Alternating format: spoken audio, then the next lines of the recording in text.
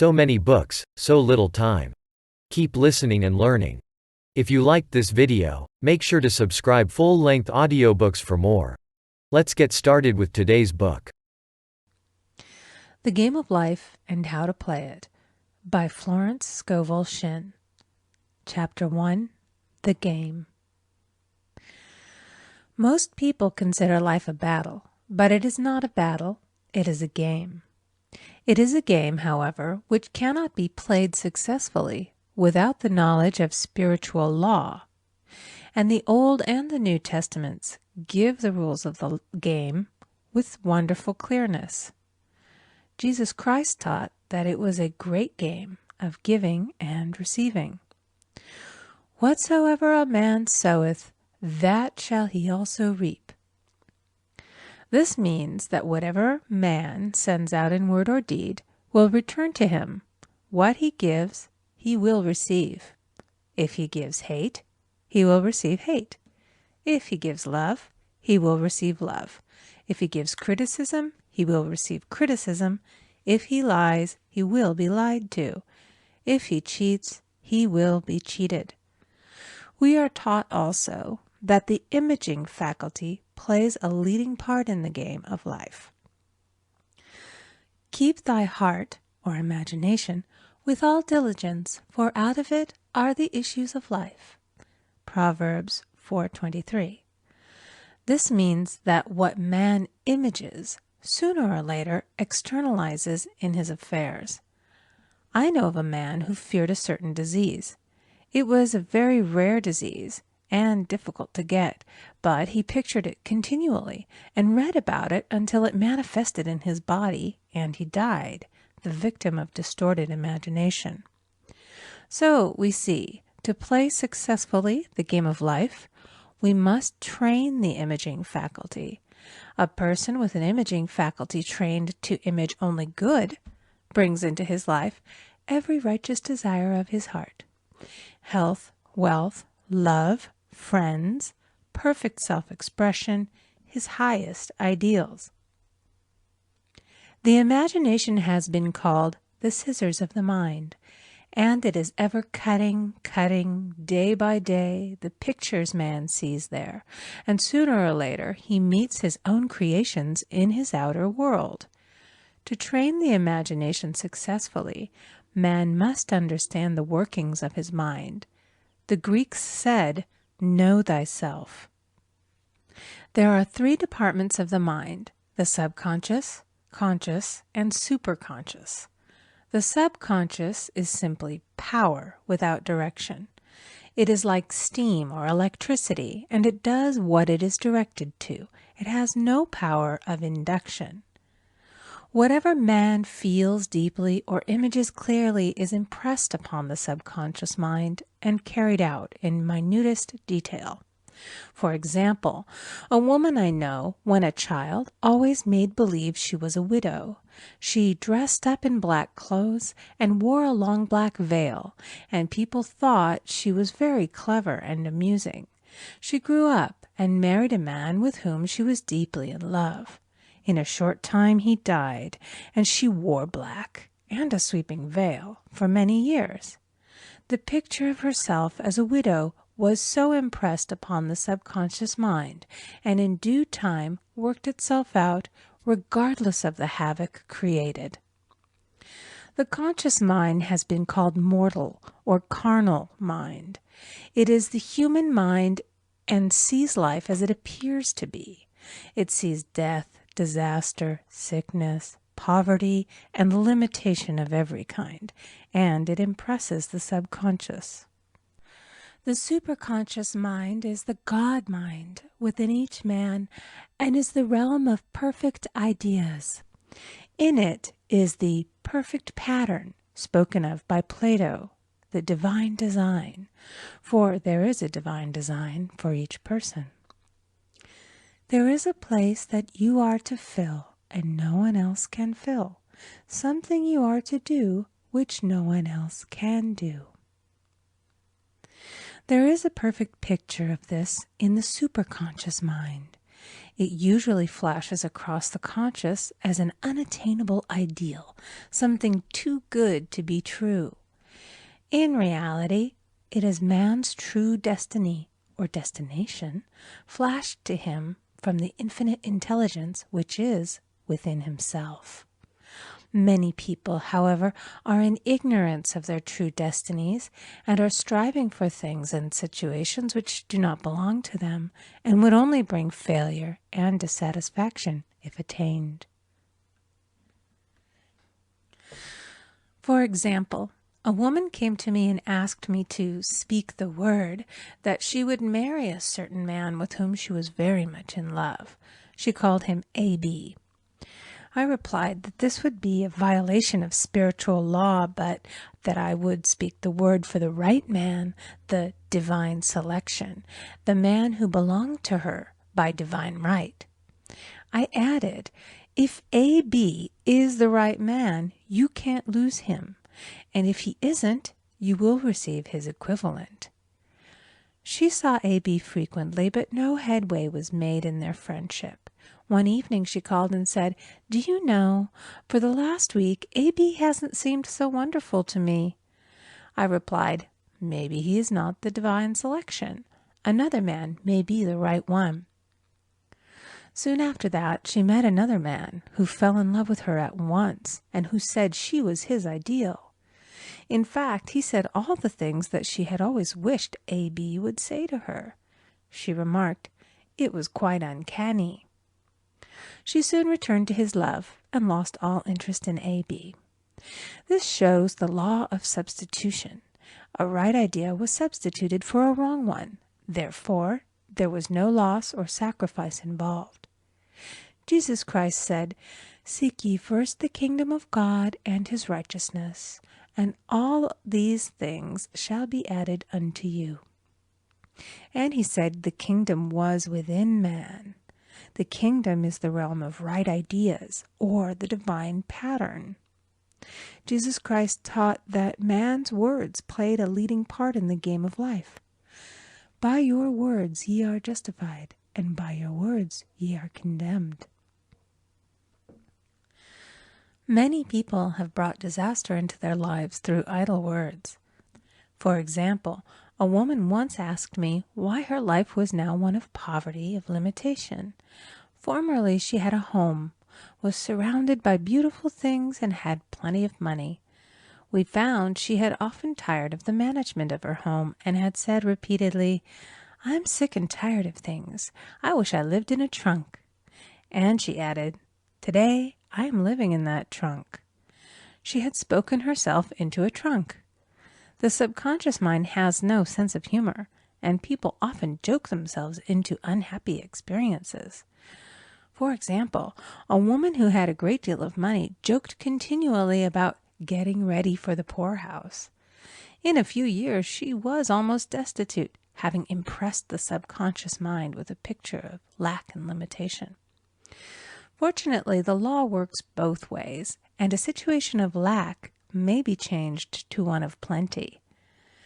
For example, a woman came to me one hot summer's day for a treatment for prosperity. She was worn out, dejected, and discouraged. She said she possessed just $8 in the world. I said, "Good, we'll bless the $8 and multiply them as Jesus Christ multiplied the loaves and the fishes." For he taught that every man had the power to bless and to multiply, to heal and to prosper. She said, "What shall I do next?" I replied, "Follow intuition. Have you a hunch to do anything or to go anywhere?" Intuition means intuition, or to be taught from within. It is man's unerring guide, and I will deal more fully with its laws in a following chapter. The woman replied, "I don't know. I seem to have a hunch to go home. I've just enough money for car fare."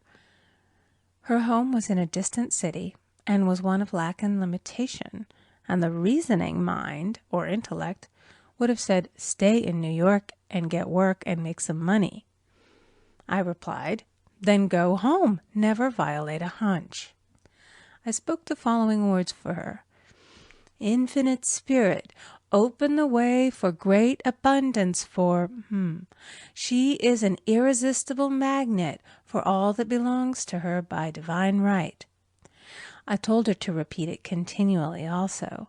She left for home immediately, and calling on a woman one day, she linked up with an old friend of her family. Through this friend, she received thousands of dollars in a most miraculous way. She has said to me often, "Tell people about the woman who came to you with $8 and a hunch." There is always plenty on man's pathway, but it can only be brought into manifestation through desire, faith, or the spoken word. Jesus Christ brought out clearly that man must make the first move. Ask, and it shall be given to you. Seek, and ye shall find. Knock, and it shall be opened unto you. Matthew 7:7. In the Scriptures we read, "Concerning the works of my hands, command ye me."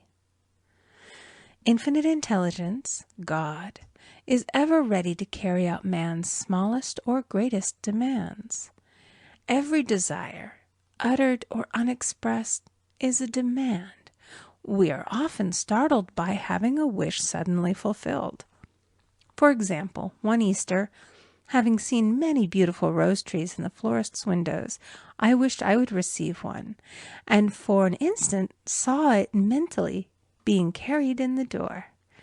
Easter came, and with it a beautiful rose tree. I thanked my friend the following day and told her it was just what I had wanted. She replied, "I didn't send you a rose tree. I sent you lilies." The man had mixed the order and sent me a rose tree simply because I had started the law in action, and I had to have a rose tree. Nothing stands between man and his highest ideals and every desire of his heart but doubt and fear. When man can wish without worrying, every desire will be instantly fulfilled. I will explain more fully in a following chapter the scientific reason for this and how fear must be erased from the consciousness. It is man's only enemy. Fear of lack, fear of failure, fear of sickness, fear of loss, and a feeling of insecurity on some plane. Jesus Christ said, "Why are ye fearful, O ye of little faith?" Matthew 8:26. So we can see we must substitute faith for fear is only inverted faith. It is faith in evil instead of good. The object of the game of life is to see clearly one's good and to obliterate all mental pictures of evil. This must be done by impressing the subconscious mind with a realization of good. A very brilliant man who has attained great success told me he had suddenly erased all fear from his consciousness by reading a sign which hung in a room. He saw printed in large letters this statement: "Why worry? It will probably never happen." These words were stamped indelibly upon his subconscious mind, and he now has a firm conviction that only good can come into his life, and therefore only good can manifest. In the following chapter, I will deal with the different methods of impressing the subconscious mind. It is man's faithful servant, but one must be careful to give it the right orders. Man has ever a silent listener at his side, his subconscious mind.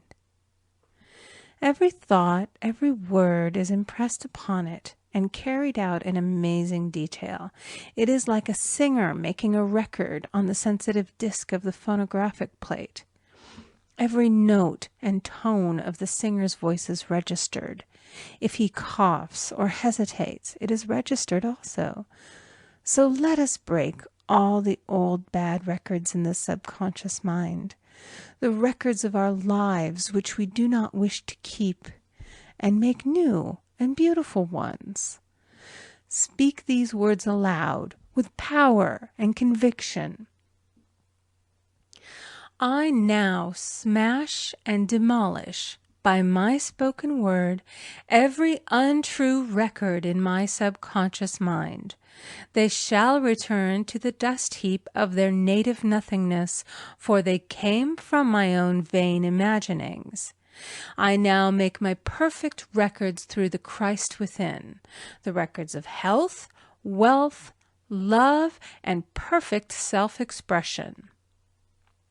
This is the square of life, the game completed. In the following chapters, I will show how man can change his conditions by changing his words. Any man who does not know the power of the word is behind the times. Death and life are in the power of the tongue. Proverbs 18:21. End of Chapter 1. Chapter 2. The Law of Prosperity. Yea, the Almighty shall be thy defense, and thou shalt have plenty of silver. One of the greatest messages given to the race through the Scriptures is that God is man's supply, and that man can release, through his spoken word, all that belongs to him by divine right. He must, however, have perfect faith in his spoken word. Isaiah said, "My word shall not return unto me void, but shall accomplish that whereunto it is sent." We know now that words and thoughts are a tremendous vibratory force, ever molding man's body and affairs. A woman came to me in great distress and said she was to be sued on the 15th of the month for $3,000. She knew no way of getting the money and was in despair. I told her that God was her supply, and that there is a supply for every demand. So I spoke the word. I gave thanks that the woman would receive $3,000 at the right time in the right way.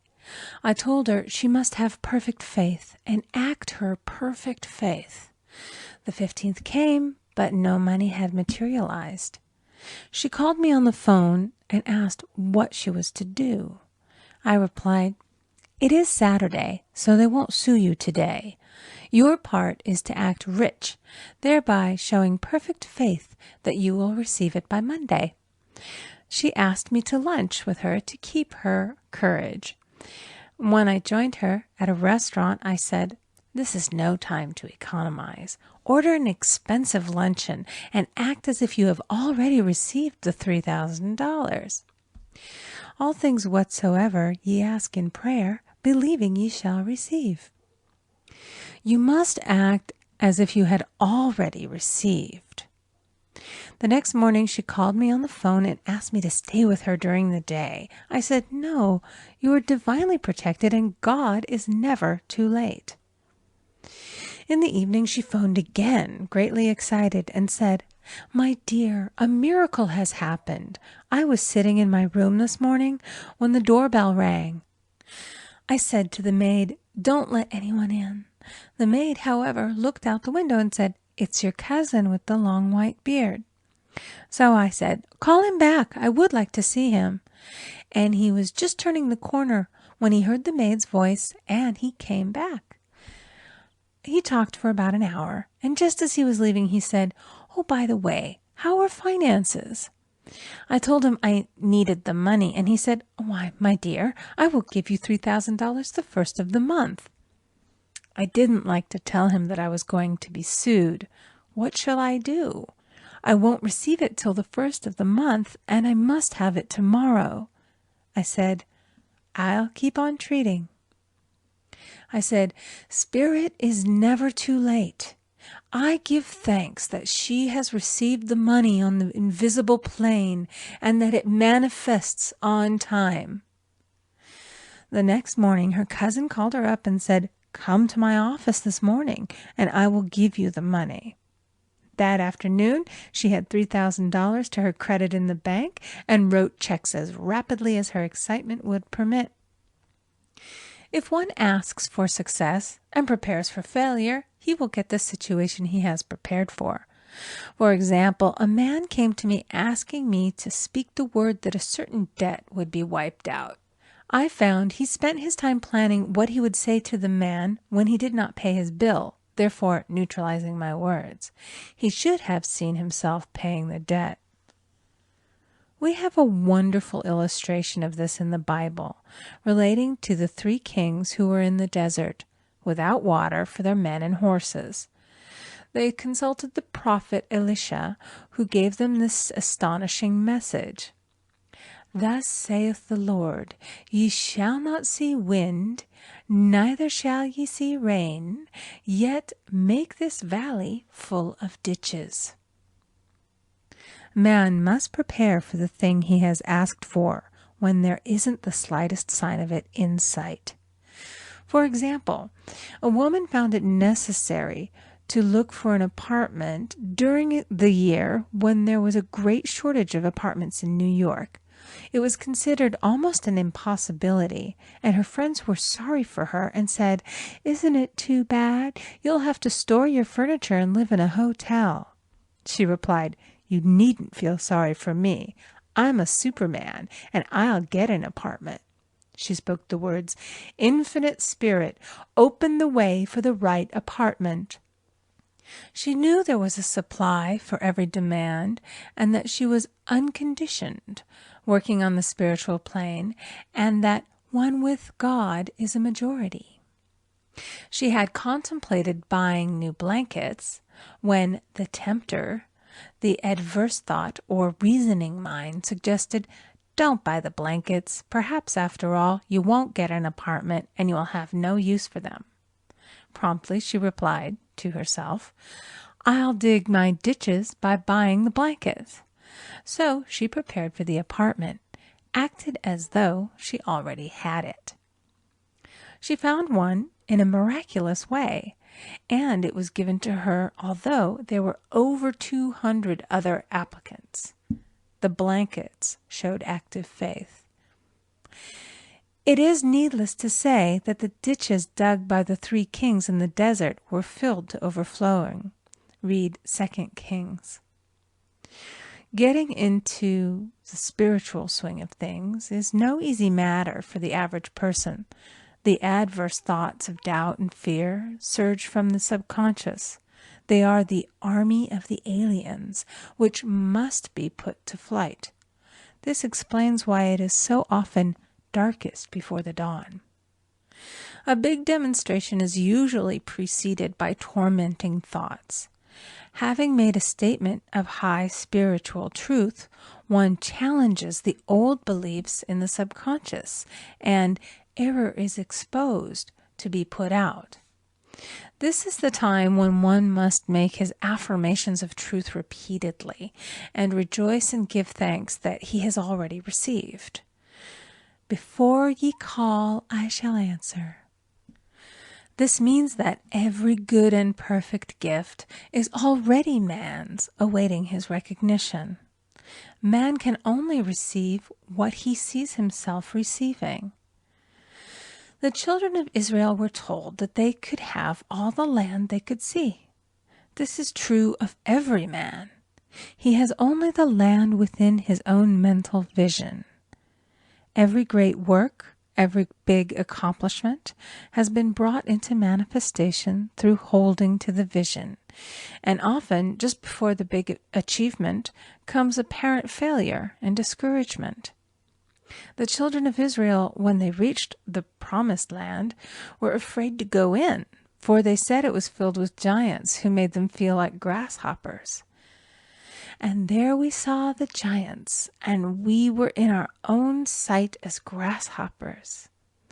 This is almost every man's experience. However, the one who knows spiritual law is undisturbed by appearance and rejoices while he is yet in captivity.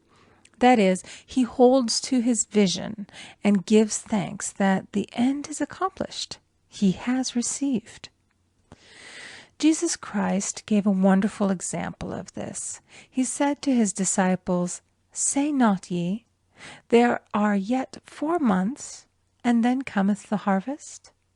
Behold, I say unto you, lift up your eyes and look on the fields, for they are ripe already to harvest. His clear vision pierced the world of matter, and he saw clearly the fourth-dimensional world, things as they really are, perfect and complete in divine mind. So man must ever hold the vision of his journey's end and demand the manifestation of that which he has already received. It may be his perfect health, love, supply, self-expression, home, or friends. They are all finished and perfect ideas registered in divine mind, man's own superconscious mind, and must come through him, not to him. For example, a man came to me asking for treatments for success. It was his imperative that he raise, within a certain time, $50,000 for his business. The time limit was almost up when he came to see me in despair. No one wanted to invest in his enterprise, and the bank had flatly refused a loan. I replied, I suppose you lost your temper while at the bank, therefore your power. You can control any situation if you first control yourself. Go back to the bank, I added, and I will treat. My treatment was, you are identified in love with the spirit of everyone connected with the bank. Let the divine idea come out of this situation. He replied, Woman, you are talking about an impossibility. Tomorrow is Saturday. The bank closes at 12, and my train won't get me there until 10, and the time limit is up tomorrow, and anyway they won't do it. It's too late. I replied, God doesn't need any time and is never too late. With him, all things are possible. I added, I don't know anything about business, but I know all about God. He replied, it all sounds fine when I sit here listening to you, but when I go out, it's terrible. He lived in a distant city, and I did not hear from him for a week. Then came a letter. It read, You were right. I raised the money, and I will never again doubt the truth of all that you have told me. I saw him a few weeks later, and I said, What happened? You evidently had plenty of time after all. He replied, My train was late, and I got there just 15 minutes to 12. I walked into the bank quietly, and I said, I have come for the loan. And they gave it to me without a question. It was the last 15 minutes of the time allotted to him, and Infinite Spirit was not too late. In this instance, the man could never have demonstrated alone. He needed someone to help him hold the vision. This is what one man can do for another. Jesus Christ knew the truth of this when he said, If two of you shall agree on earth as touching anything that they shall ask, it shall be done for them of my Father which is in heaven. One gets too close to his own affairs and becomes doubtful and fearful.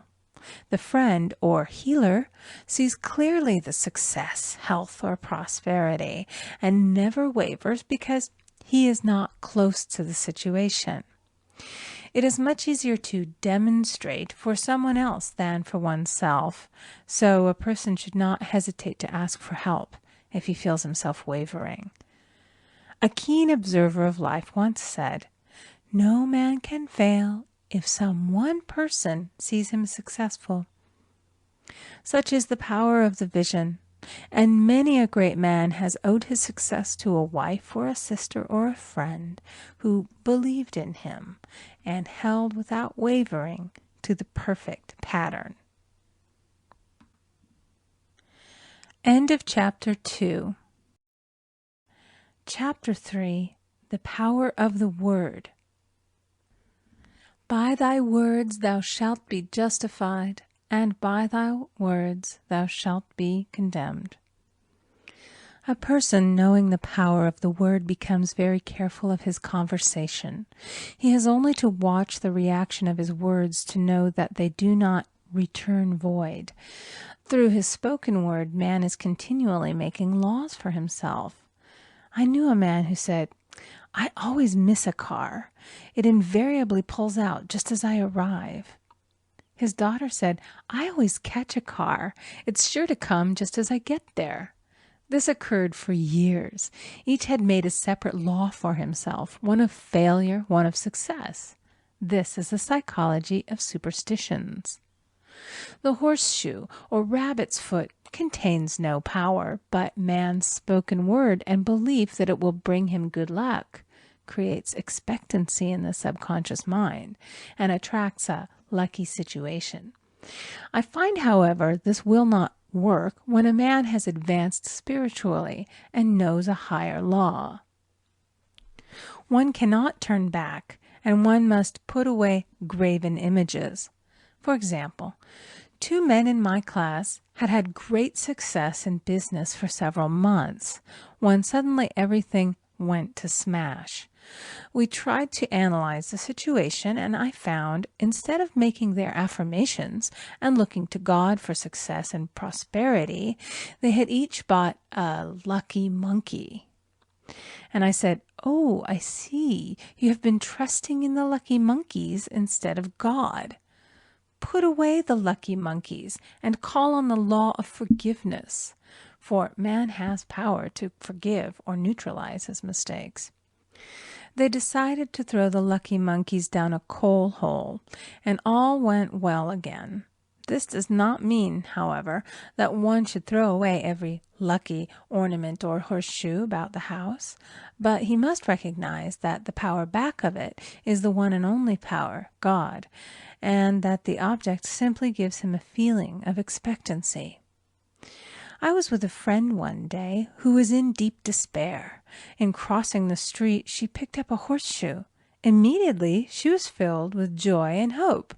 She said God had sent her the horseshoe in order to keep up her courage. It was indeed, at that moment, about the only thing that could have registered in her consciousness. Her hope became faith, and she ultimately made a wonderful demonstration. I wish to make the point clear that the men previously mentioned they were depending on the monkeys alone, while this woman recognized the power back of the horseshoe. I know in my own case it took a long while to get out of a belief that a certain thing brought disappointment. If the thing happened, disappointment invariably followed. I found the only way I could make a change in the subconscious was by asserting, there are not 2 powers, there is only one power, God. Therefore, there are no disappointments, and this means a happy surprise. I noticed a change at once, and happy surprises commenced coming my way. I have a friend who said nothing could induce her to walk under a ladder. I said, "If you are afraid, you are giving into a belief in 2 powers, good and evil, instead of one. As God is absolute, there can be no opposing power unless man makes the false of evil for himself. To show you believe in only one power, God, and that there is no power or reality in evil, walk under the next ladder you see." Soon after, she went to her bank. She wished to open her box in the safety deposit vault, and there stood a ladder on her pathway. It was impossible to reach the box without passing under the ladder. She quailed with fear and turned back. She could not face the lion on her pathway. However, when she reached the street, my words rang in her ears, and she decided to turn and walk under it. It was a big moment in her life, for ladders had held her in bondage for years. She retraced her steps to the vault, and the ladder was no longer there. This so often happens. If one is willing to do a thing that he is afraid to do, he does not have to. It is the law of non-resistance, which is so little understood. Someone has said that courage contains genius and magic. Face a situation fearlessly, and there is no situation to face. It falls away of its own weight. The explanation is that fear attracted the ladder on the woman's pathway, and fearlessness removed it. Thus, the invisible forces are ever working for the man who is always pulling the strings himself, though he does not know it. Owing to the vibratory power of words, whatever man voices, he begins to attract. People who continually speak of disease invariably attract it. After man knows the truth, he cannot be too careful of his words. For example, I have a friend who often says on the phone, "Do come to see me and have a fine old-fashioned chat." This old-fashioned chat means an hour of about 500 to 1,000 destructive words, the principal topics being loss, lack, failure, and sickness. I reply, "No, thank you. I've had enough old-fashioned chats in my life. They are too expensive, but I will be glad to have a new-fashioned chat and talk about what we want, not what we don't want." There is an old saying that man only dares to use his words for three purposes: to heal, bless, or prosper. What man says of others will be said of him, and what he wishes for another he is wishing for himself. Curses like chickens come home to roost. If a man wishes someone bad luck, he is sure to attract bad luck himself. If he wishes to aid someone to success, he is wishing and aiding himself to success. The body may be renewed and transformed through the spoken word and clear vision, and disease be completely wiped out of the consciousness. The metaphysician knows that all disease has a mental correspondence, and in order to heal the body, one must first heal the soul. The soul is the subconscious mind, and it must be saved from wrong thinking. In the 23rd Psalm we read, "He restoreth my soul." This means that the subconscious mind or soul must be restored with the right ideas, and the mystical marriage is the marriage of the soul and the spirit, or the subconscious and superconscious mind. They must be one. When the subconscious is flooded with the perfect ideas of the superconscious, God and man are one. I and the Father are one. That is, he is one with the realm of perfect ideas. He is the man made in God's likeness and image, imagination, and is given power and dominion over all created things, his mind, body, and affairs. It is safe to say that all sickness and unhappiness come from the violation of the law of love. A new commandment I give unto you, love one another. And in the game of life, love or goodwill takes every trick. For example, a woman I know had for years an appearance of a terrible skin disease. The doctors told her it was incurable and she was in despair. She was on the stage and she feared she would soon have to give up her profession, and she had no other means of support. She, however, procured a good engagement and on the opening night made a great hit. She received flattering notices from the critics and was joyful and elated. The next day she received a notice of dismissal. A man in the cast had been jealous of her success and had caused her to be sent away. She felt hatred and resentment taking complete possession of her, and she cried out, "Oh God, don't let me hate that man." That night she worked for hours in the silence.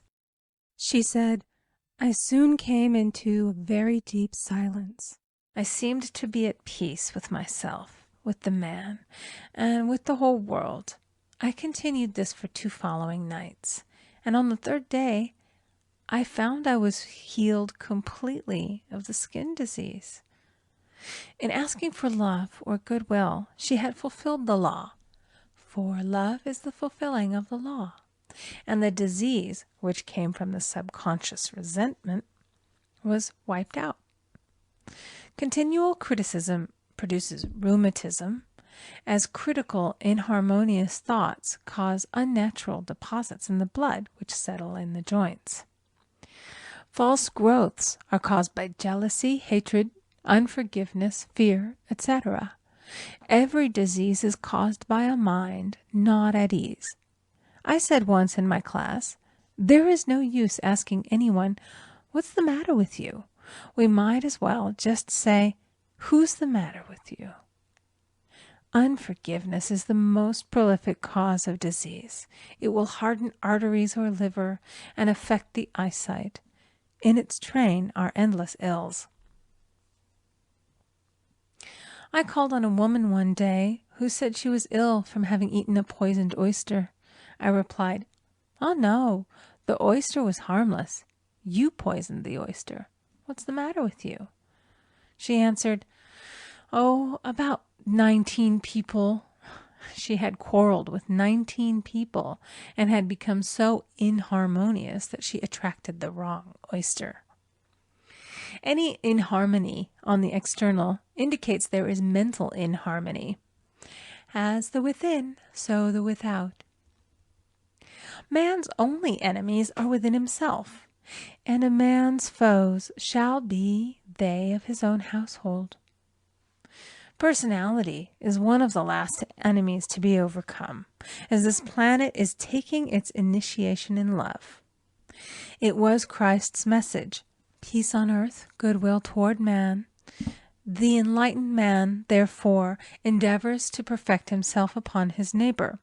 His work is within himself, to send out goodwill and blessings to every man, and the marvelous thing is that if one blesses a man, he has no power to harm him. For example, a man came to me asking him to treat for success in business. He was selling machinery, and a rival appeared on the scene with what he proclaimed was a better machine, and my friend feared defeat. I said, "First of all, we must wipe out all fear, and know that God protects your interests, and that the divine idea must come out of the situation. That is, the right machine will be sold by the right man to the right man."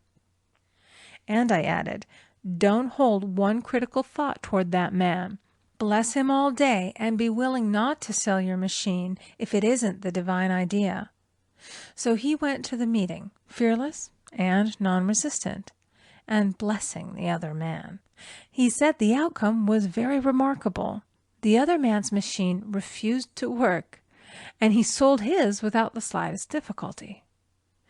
But I say unto you, love your enemies, bless them that curse you, do good to them that hate you, and pray for them which spitefully use you and persecute you. Goodwill produces a great aura of protection about the one who sends it, and no weapon that is formed against him shall prosper. In other words, love and goodwill destroy the enemies within oneself. Therefore, one has no enemies on the external. There is peace on earth for him who sends goodwill to man. End of Chapter 3. Chapter 4. The Law of Non-Resistance. Resist not evil, be not overcome of evil, but overcome evil with good. Nothing on earth can resist an absolutely non-resistant person. The Chinese say that water is the most powerful element because it is perfectly non-resistant. It can wear away a rock and sleep away all before it. Jesus Christ said, "Resist not evil," for he knew in reality there is no evil, therefore nothing to resist. Evil has come of man's vain imagination, or a belief in two powers, good and evil. There is an old legend that Adam and Eve ate of Maya, the tree of illusion, and saw two powers instead of one power, God. Therefore, evil is a false law man has made for himself through psychoma, or soul sleep. Soul sleep means that man's soul has been hypnotized by the race belief of sin, sickness, and death, etc., which is carnal or mortal thought, and his affairs have outpictured his illusions. We have read in a preceding chapter that man's soul is his subconscious mind, and whatever he feels deeply, good or bad, is outpictured by that faithful servant. His body and affairs show forth what he has been picturing. The sick man has pictured sickness, the poor man poverty, the rich man wealth. Young people often say, "Why does a little child attract illness when it is too young to even know what it means?" I answer that children are sensitive and receptive to the thoughts of others about them, and often outpicture the fears of their parents. I heard a metaphysician once say, "If you do not run your subconscious mind yourself, someone else will run it for you." Mothers often, unconsciously, attract illness and disaster to their children by continually holding them in thoughts of fear and watching for symptoms.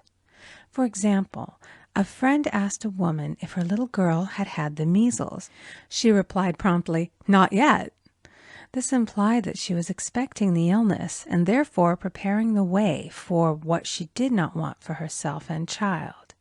However, the man who is centered and established in his right thinking, the man who sends out only goodwill to his fellow man, and who is without fear, cannot be touched or influenced by the negative thoughts of others. In fact, he could then receive only good thoughts, as he himself sends forth only good thoughts. Resistance is hell, for it places man in a state of torment. A metaphysician once gave me a wonderful recipe for taking every trick in the game of life. It is the acme of non-resistance. He gave it in this way. At one time in my life, I baptized children, and of course they had many names. Now I no longer baptize children, but I baptize events. But I give every event the same name. If I have a failure, I baptize it success, in the name of the Father and of the Son and of the Holy Ghost. In this we see the great law of transmutation, founded on non-resistance. Through his spoken word, every failure was transmuted into success. For example, a woman who required money, who knew the spiritual law of opulence, was thrown continually in a business way with a man who made her feel very poor. He talked lack and limitation, and she commenced to catch his poverty thoughts. So she disliked him and blamed him for her failure. She knew in order to demonstrate her supply, she must first feel that she had received. A feeling of opulence must precede its manifestation. It dawned upon her one day that she was resisting the situation and seeing two powers instead of one. So she blessed the man and baptized the situation. "Success," she affirmed. "As there is only one power, God, this man is here for my good and my prosperity," just what he did not seem to be there for.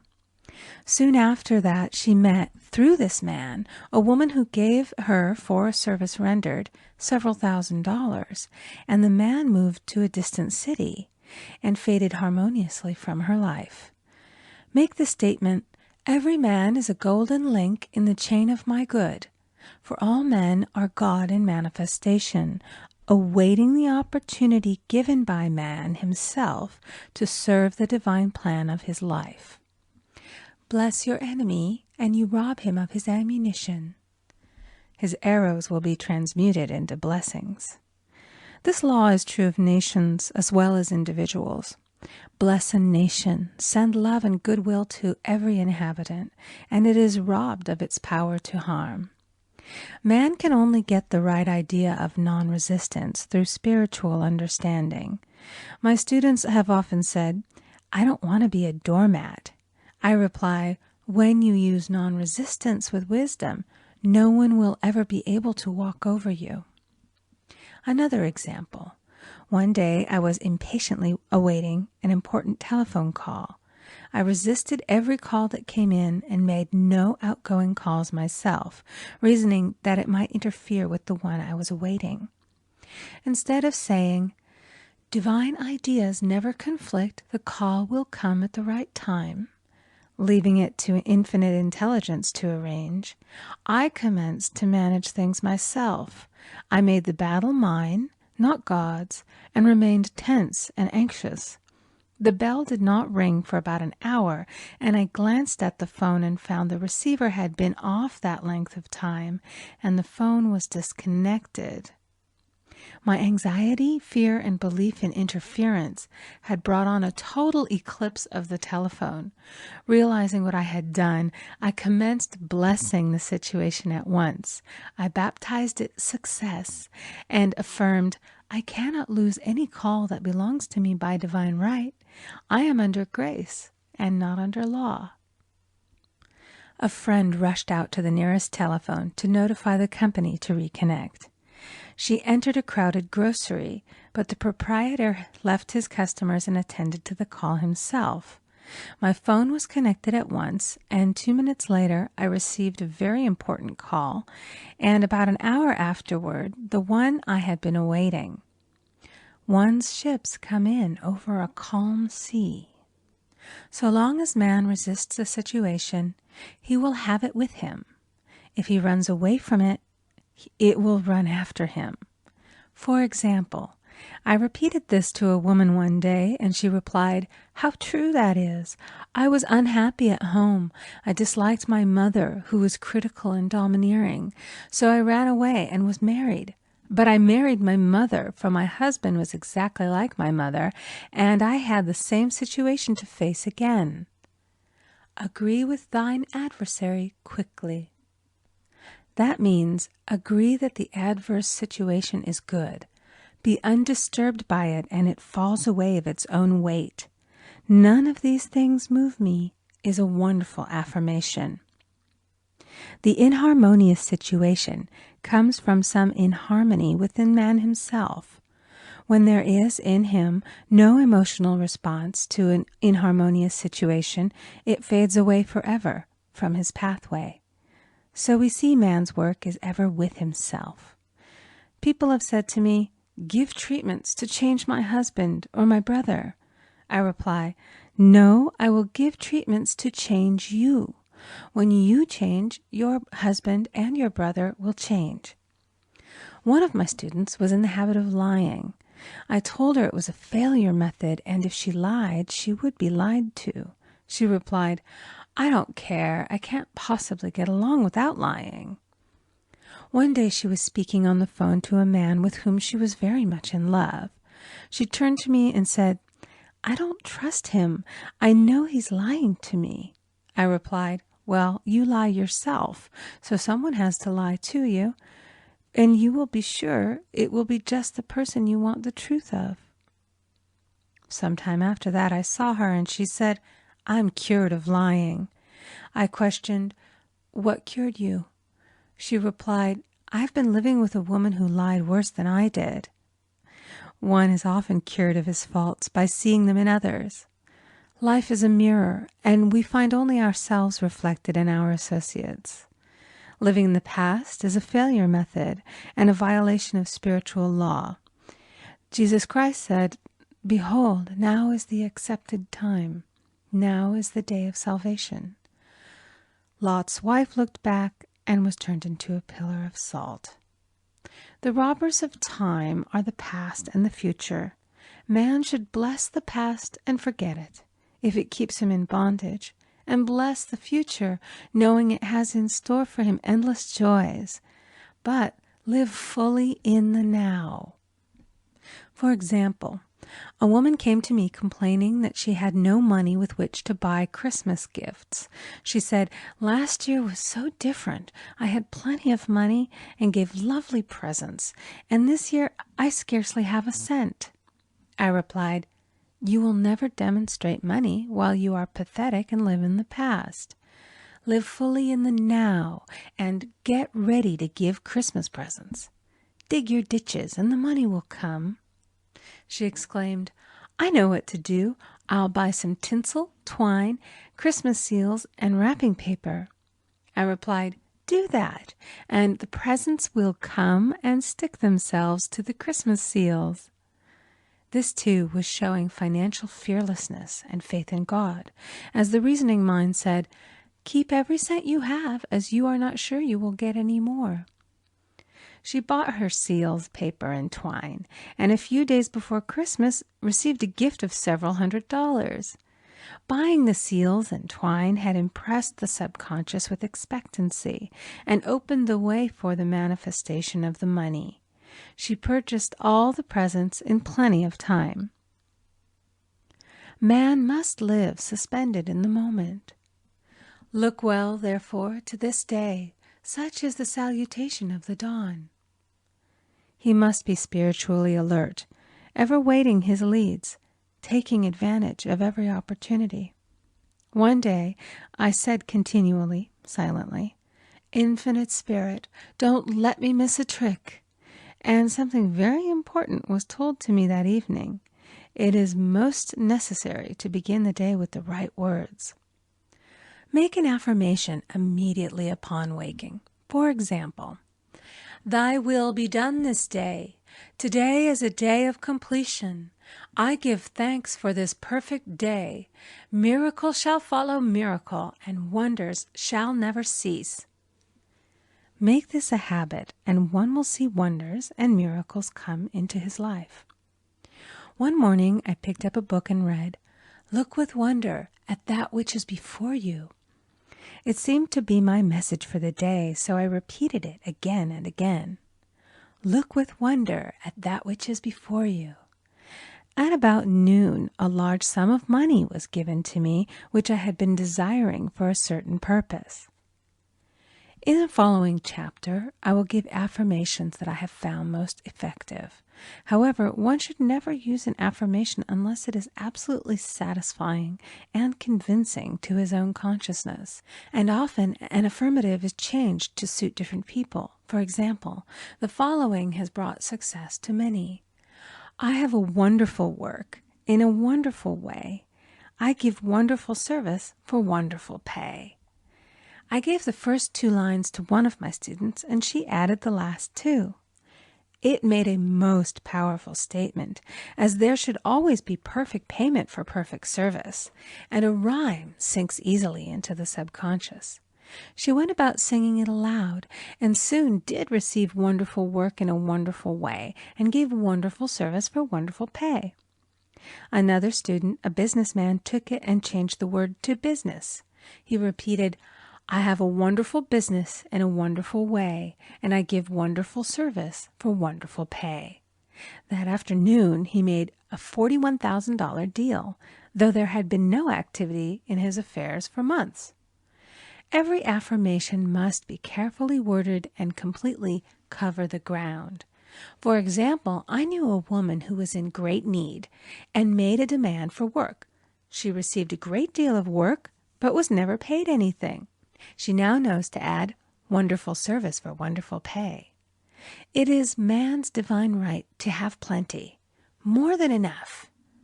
His barns should be full, and his cup should flow over. This is God's idea for man, and when man breaks down the barriers of lack in his own consciousness, the golden age will be his, and every righteous desire of his heart fulfilled. End of Chapter 4. Chapter 5, The Law of Karma and the Law of Forgiveness. Man receives only that which he gives. The game of life is a game of boomerangs. Man's thoughts, deeds, and words return to him sooner or later with astounding accuracy. This is the law of karma, which is Sanskrit for comeback. Whatsoever a man soweth, that shall he also reap. For example, a friend told me this story of herself, illustrating the law. She said, "I make all my karma on my aunt. Whatever I say to her, someone says to me. I am often irritable at home, when one day said to my aunt, who was talking to me during dinner, 'No more talk, I wish to eat in peace.' The following day I was lunching with a woman with whom I wished to make a great impression. I was talking animatedly when she said, 'No more talk, I wish to eat in peace.' My friend is high in consciousness, so her karma returns much more quickly than to one on the mental plane.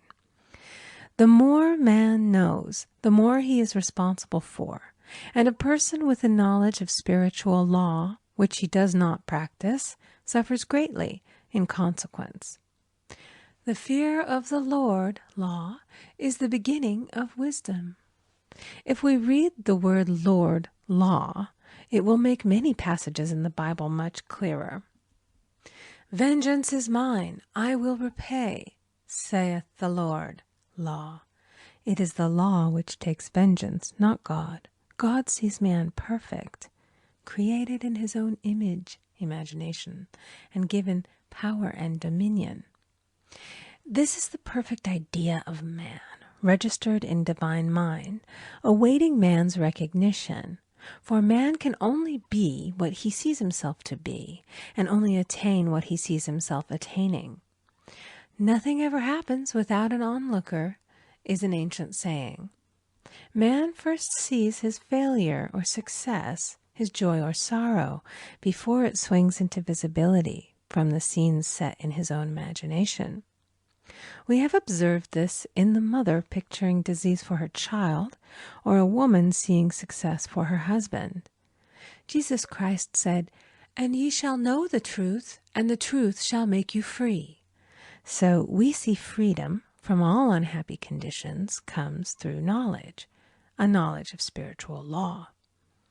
Obedience precedes authority, and the law obeys man when he obeys the law. The law of electricity must be obeyed before it becomes man's servant. When handled ignorantly, it becomes man's deadly foe. So with the laws of mind. For example, a woman with a strong personal will wished she owned a house which belonged to an acquaintance, and she often made mental pictures of herself living in the house. In the course of time, the man died, and she moved into the house. Several years afterwards, coming into the knowledge of spiritual law, she said to me, "Do you think I had anything to do with that man's death?" I replied, "Yes, your desire was so strong, everything made way for it. But you paid your karmic debt. Your husband, whom you loved devotedly, died soon after, and the house was a white elephant on your hands for many years."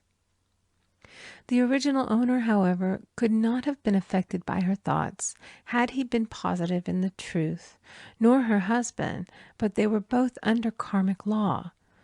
The woman should have said, feeling the great desire for the house, "Infinite intelligence, give me the right house, equally as charming as this, the house which is mine by divine right." The divine selection would have given perfect satisfaction and brought good to all. The divine pattern is the only safe pattern to work by. Desire is a tremendous force and must be directed in the right channels, or chaos ensues. In demonstrating, the most important step is the first step, to ask aright. Man should always demand only that which is his by divine right. To go back to the illustration, had the woman taken this attitude, "If this house I desire is mine, I cannot lose it. If it is not, give me its equivalent," the man might have decided to move out harmoniously had it been the divine selection for her, or another house would have been substituted. Anything forced into manifestation through personal will is always ill-got and has ever bad success. Man is admonished, "My will be done, not thine." And the curious thing is, man always gets just what he desires when he does relinquish all personal will, thereby enabling infinite intelligence to work through him. "Stand ye still and see the salvation of the Lord," law. For example, a woman came to me in great distress. Her daughter had determined to take a very hazardous trip, and the mother was filled with fear.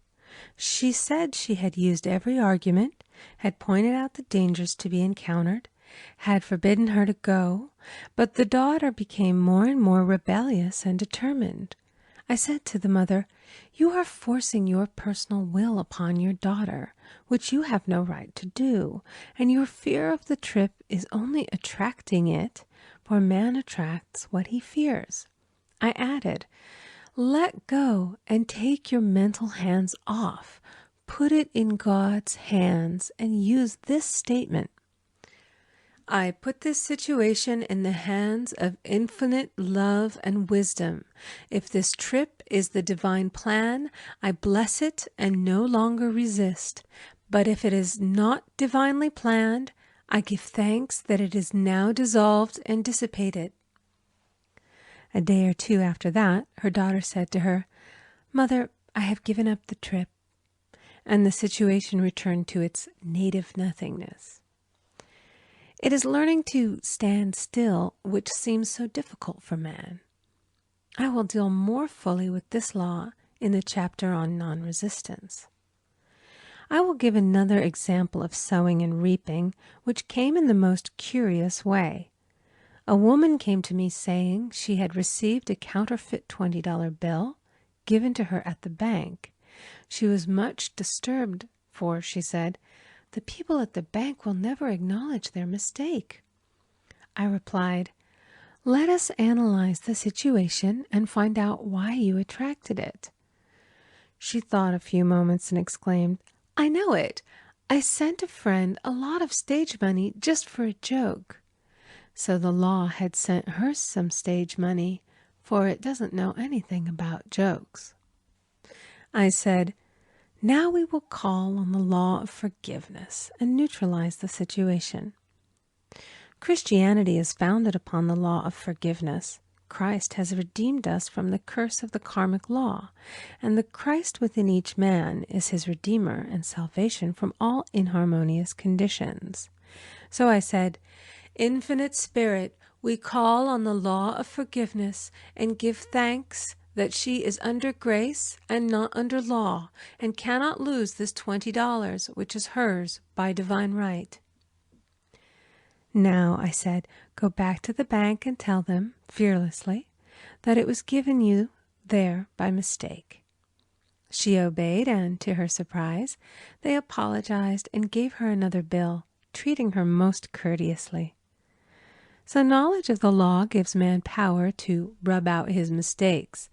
Man cannot force the external to be what he is not. If he desires riches, he must be rich first in consciousness. For example, a woman came to me asking treatment for prosperity. She did not take much interest in her household affairs, and her home was in great disorder. I said to her, "If you wish to be rich, you must be orderly. All men with great wealth are orderly, and order is heaven's first law." I added, "You will never become rich with a burnt match in the pincushion." She had a good sense of humor and commenced immediately putting her house in order. She rearranged furniture, straightened out her bureau drawers, cleaned rugs, and soon made a big financial demonstration, a gift from a relative. The woman herself became made over and keeps herself keyed up financially by being ever watchful of the external and expecting prosperity, knowing God is her supply.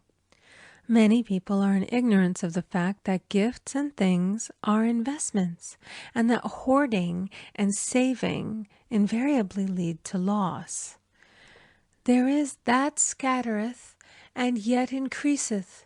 There is that withholdeth more than is meet, but it tendeth to poverty. For example, I knew a man who wanted to buy a fur-lined overcoat. He and his wife went to various shops, but there was none he wanted. He said they were all too cheap-looking. At last he was shown one the salesman said was valued at $1,000, but which the manager would sell him for $500, as it was late in the season. His financial possessions amounted to about $700. The reasoning mind would have said, "You can't afford to spend nearly all you have on a coat." But he was very intuitive and never reasoned. He turned to his wife and said, "If I get this coat, I'll make a ton of money." So his wife consented, weakly. About a month later, he received a $10,000 commission. The coat made him feel so rich, it linked him with success and prosperity. Without the coat, he would not have received the commission. It was an investment paying large dividends.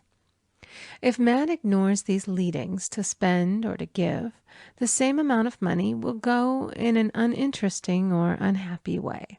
For example, a woman told me on Thanksgiving Day she informed her family that they could not afford a Thanksgiving dinner. She had the money, but decided to save it. A few days later, someone entered her room and took from the bureau drawer the exact amount the dinner would have cost. The law always stands back of the man who spends fearlessly with wisdom. For example, one of my students was shopping with her little nephew. The child clamored for a toy, which she told him she could not afford to buy. She realized suddenly that she was seeking lack and not recognizing God as her supply. So she bought the toy and on her way home picked up in the street the exact amount of money she had paid for it. Man's supply is inexhaustible and unfailing when fully trusted, but faith or trust must precede the demonstration. According to your faith, be it unto you. Faith is the substance of things hoped for and the evidence of things not seen. For faith holds the vision steady, and the adverse pictures are dissolved and dissipated, and in due season we shall reap, if we faint not. Jesus Christ brought the good news, the gospel, that there was a higher law than the law of karma, and that law transcends the law of karma. It is the law of grace or forgiveness. It is the law which frees man from the law of cause and effect, the law of consequence. Under grace, not under law. We are told that on this plane, man reaps where he has not sown. The gifts of God are simply poured out upon him. All that the kingdom affords is his. This continued state of bliss awaits the man who has overcome the race or world thought. In the world thought there is tribulation, but as Jesus Christ said, "Be of good cheer, I have overcome the world." The world thought is that of sin, sickness, and death. He saw their absolute unreality and said, "Sickness and sorrow shall pass away, and death itself, the last enemy, be overcome." We now know, from a scientific standpoint, that death could be overcome by stamping the subconscious mind with the conviction of eternal youth and eternal life. The subconscious, being simply power without direction, carries out orders without questioning. Working under the direction of the superconscious, the Christ or God within man, the resurrection of the body would be accomplished. Man would no longer throw off his body in death. It would be transformed into the body electric, sung by Walt Whitman, for Christianity is founded upon the forgiveness of sins and an empty tomb. End of Chapter 5. Chapter 6. Casting the burden, impressing the subconscious. When man knows his own powers and the workings of his mind, his great desire is to find an easy and quick way to impress the subconscious with good, for simply an intellectual knowledge of the truth will not bring results. In my own case, I found the easiest way is in casting the burden. A metaphysician once explained it in this manner. He said, "The only thing which gives anything weight in nature is the law of gravitation, and if a boulder could be taken high above the planet, there would be no weight in that boulder." And that is what Jesus Christ meant when he said, "My yoke is easy and my burden is light." He had overcome the world vibration and functioned in the fourth dimensional realm, where there is only perfection, completion, life, and joy. He said, "Come to me, all ye that labor and are heavy laden, and I will give you rest. Take my yoke upon you, for my yoke is easy and my burden is light." We are also told in the 55th Psalm to cast thy burden upon the Lord. Many passages in the Bible state that the battle is God's, not man's, and that man is always to stand still and see the salvation of the Lord. This indicates that the superconscious mind, or Christ within, is the department which fights man's battle and relieves him of his burdens.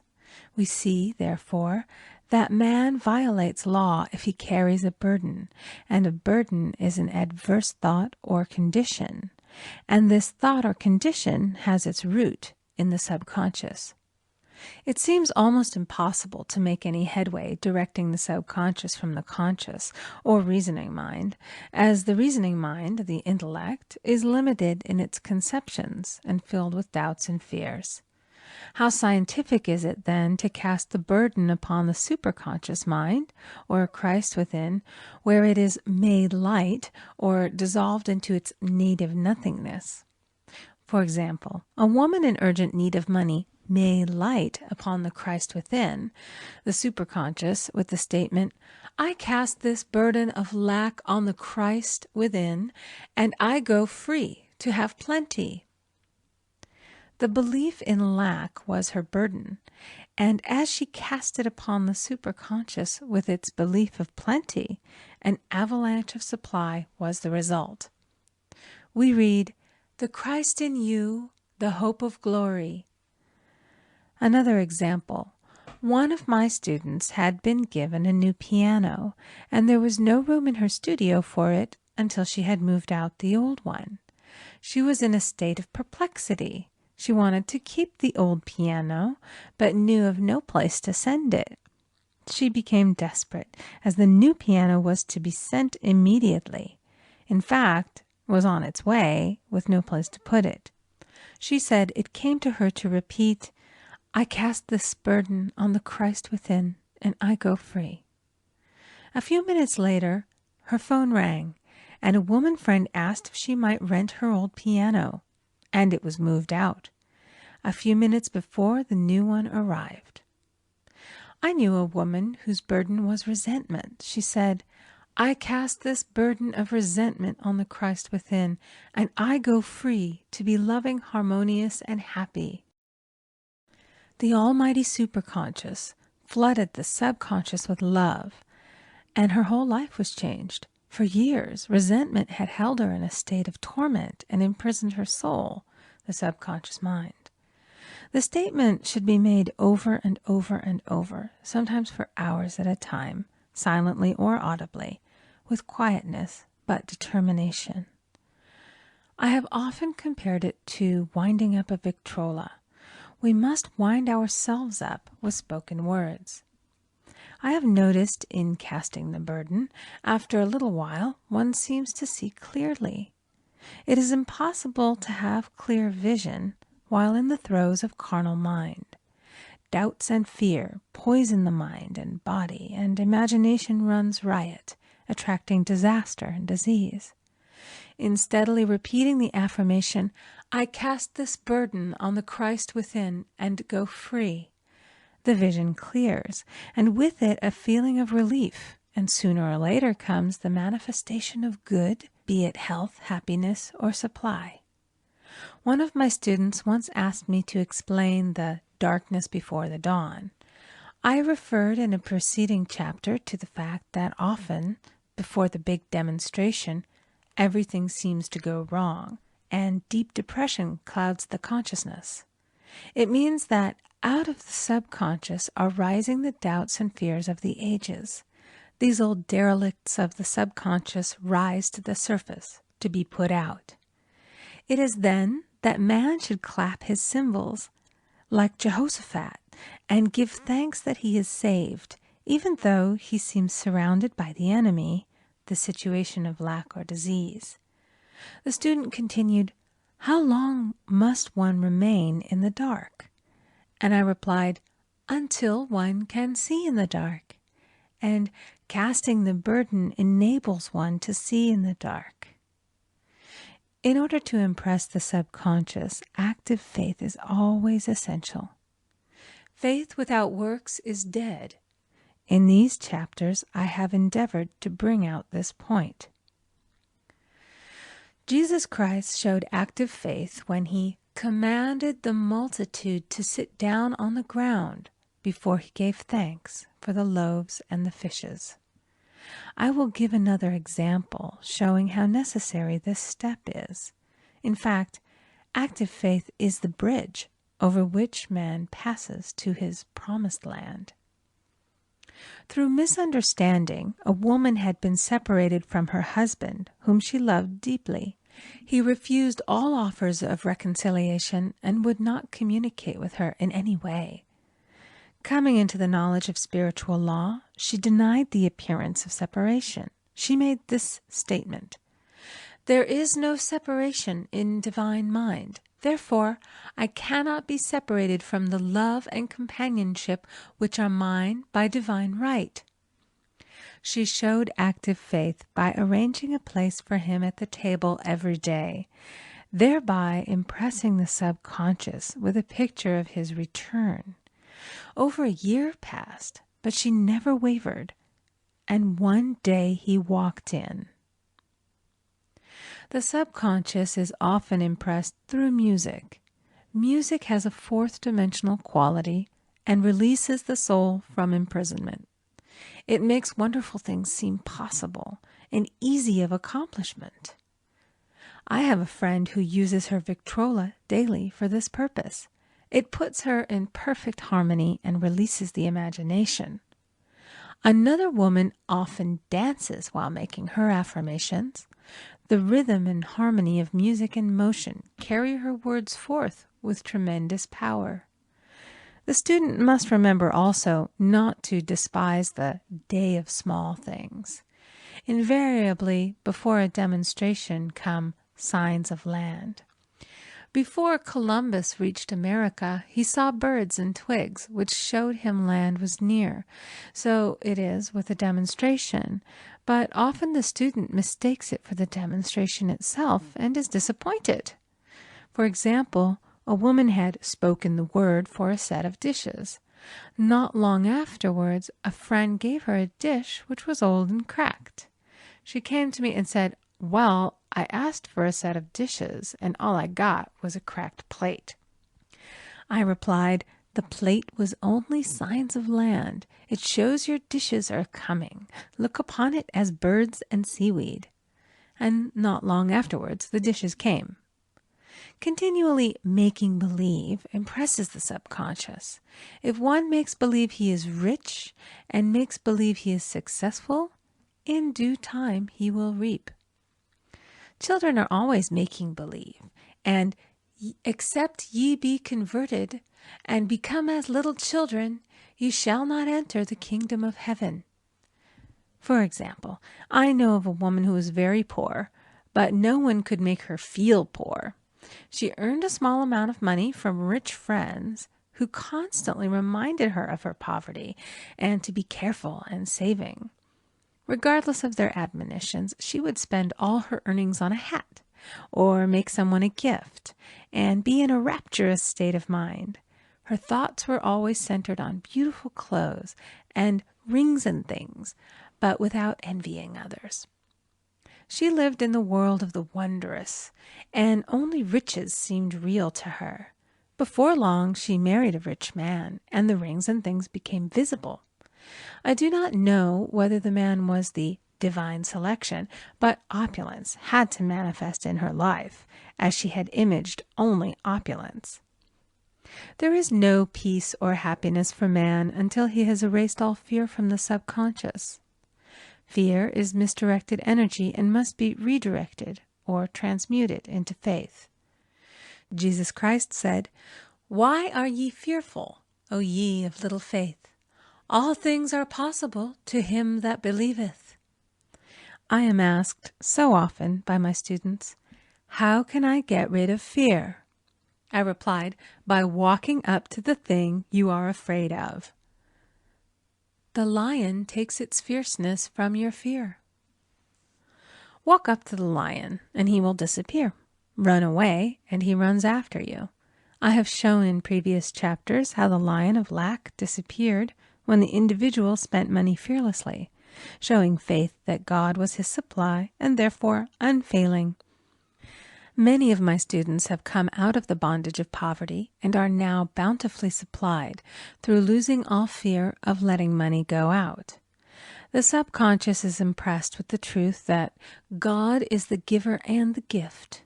Therefore, as one is one with the giver, he is one with the gift. A splendid statement is, I now thank God the giver for God the gift.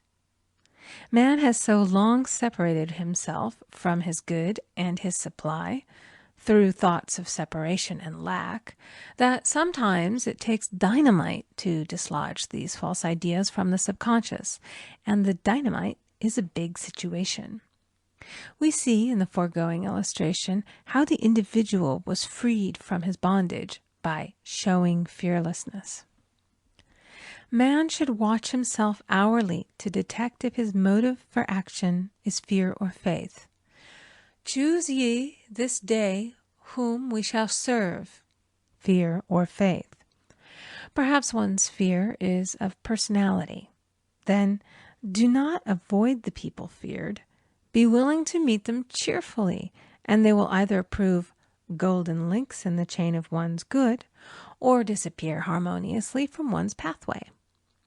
Perhaps one's fear is of disease or germs. Then one should be fearless and undisturbed in a germ-laden situation, and he would be immune. One can only contract germs while vibrating at the same rate as the germ, and fear drags men down to the level of the germ.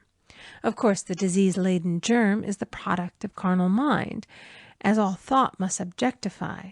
Germs do not exist in the superconscious or divine mind, therefore are the products of man's vain imagination. In the twinkling of an eye, man's release will come when he realizes there is no power in evil. The material world will fade away, and the fourth dimensional world, the world of the wondrous, will swing into manifestation. And I saw a new heaven and a new earth, and there shall be no more death, neither sorrow nor crying, neither shall there be any more pain, for the former things are passed away. End of Chapter 6. Chapter 7. Love. Every man on this planet is taking his initiation in love. A new commandment I give unto you, that ye love one another. Ouspensky states in Tertium Organum that love is a cosmic phenomenon and opens to man the fourth dimensional world, the world of the wondrous. Real love is selfish and free from fear. It pours itself out upon the object of its affection without demanding any return. Its joy is in the joy of giving. Love is God in manifestation and the strongest magnetic force in the universe. Pure, unselfish love draws to itself its own. It does not need to seek or demand. Scarcely anyone has the faintest conception of real love. Man is selfish, tyrannical, or fearful in his affections, thereby losing the things he loves. Jealousy is the worst enemy of love, for the imagination runs riot, seeing the loved one attracted to another, and invariably these fears objectify if they are not neutralized. For example, a woman came to me in deep distress. The man she loved had left her for another woman, and said he never intended to marry her. She was torn with jealousy and resentment, and said she hoped he would suffer as he had made her suffer, and added, "How could he leave me when I loved him so much?" I replied, "You are not loving that man, you are hating him," and added, "You can never receive what you have never given. Give a perfect love, and you will receive a perfect love. Perfect yourself on this man. Give him a perfect, unselfish love, demanding nothing in return. Do not criticize or condemn, and bless him wherever he is." She replied, "No, I won't bless him unless I know where he is." "Well," I said, "that is not real love. When you send out real love will return to you, either from this man or his equivalent, for if this man is not the divine selection, you will not want him. As you are one with God, you are one with the love which belongs to you by divine right." Several months passed, and matters remained about the same, but she was working conscientiously within herself. I said, "When you are no longer disturbed by his cruelty, he will cease to be cruel, as you are attracting it through your own emotions." Then I told her of a brotherhood in India who never said good morning to each other. They used these words, "I salute the divinity in you." They saluted the divinity in every man and in the wild animals in the jungle, and they were never harmed, for they saw only God in every living thing. I said, "Salute the divinity in this man and say, 'I see your divine self only. I see you as God sees you, perfect, made in his image and likeness.'" She found she was becoming more poised and gradually losing her resentment. He was a captain, and she always called him the Cap. One day she said suddenly, "God bless the Cap wherever he is." I replied, "Now that is real love, and when you have become a complete circle and are no longer disturbed by the situation, you will have his love or attract its equivalent." I was moving at this time and did not have a telephone, so was out of touch with her for a few weeks, when one morning I received a letter saying, "We are married." At the earliest opportunity, I paid her a call. My first words were, "What happened?" "Oh," she exclaimed, "a miracle! One day I woke up and all suffering had ceased. I saw him that evening and he asked me to marry him. We were married in about a week, and I have never seen a more devoted man." There is an old saying, "No man is your enemy, no man is your friend, every man is your teacher." So one should become impersonal and learn what each man has to teach him, and soon he would learn his lessons and be free. The woman's lover was teaching her selfish love, which every man sooner or later must learn. Suffering is not necessary for man's development. It is the result of violation of spiritual law, but few people seem able to rouse themselves from their soul sleep without it. When people are happy, they usually become selfish, and automatically the law of karma is set in action. Man often suffers loss through lack of appreciation. I knew a woman who had a very nice husband, but she said often, "I don't care anything about being married, but that is nothing against my husband. I'm simply not interested in married life." She had other interests and scarcely remembered she had a husband. She only thought of him when she saw him. One day her husband told her he was in love with another woman and left. She came to me in distress and resentment. I replied, "It is exactly what you spoke the word for. You said you didn't care anything about being married, so the subconscious worked to get you unmarried." She said, "Oh yes, I see. People get what they want and then feel very much hurt." She soon became in perfect harmony with the situation and knew they were both much happier apart. When a woman becomes indifferent or critical and ceases to be an inspiration to her husband, he misses the stimulus of their early relationship and is restless and unhappy. A man came to me dejected, miserable, and poor. His wife was interested in the science of numbers and had had him read. It seems the report was not very favorable, for he said, "My wife says I'll never amount to anything because I am a 2.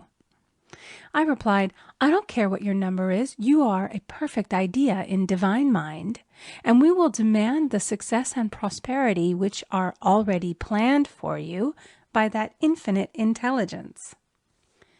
Within a few weeks, he had a very fine position, and a year or 2 later, he achieved a brilliant success as a writer. No man is a success in business unless he loves his work. The picture the artist paints for love of his art is his greatest work.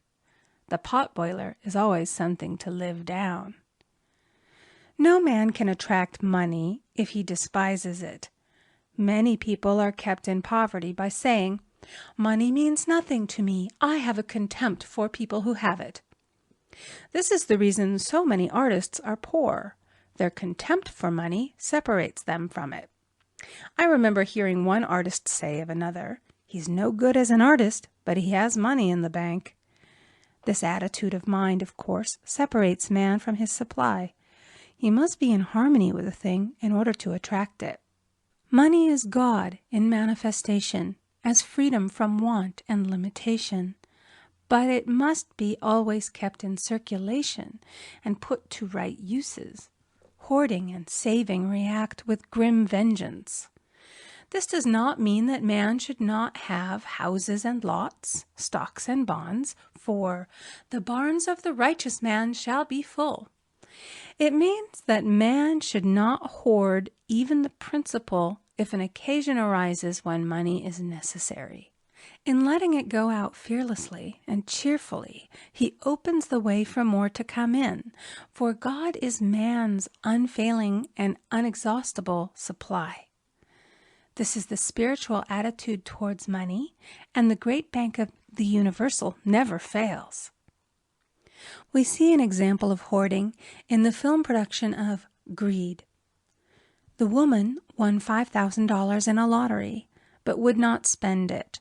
She hoarded and saved, let her husband suffer and starve, and eventually she scrubbed floors for a living. She loved the money itself and put it above everything, and one night she was murdered and the money taken from her. This is an example of where love of money is the root of all evil.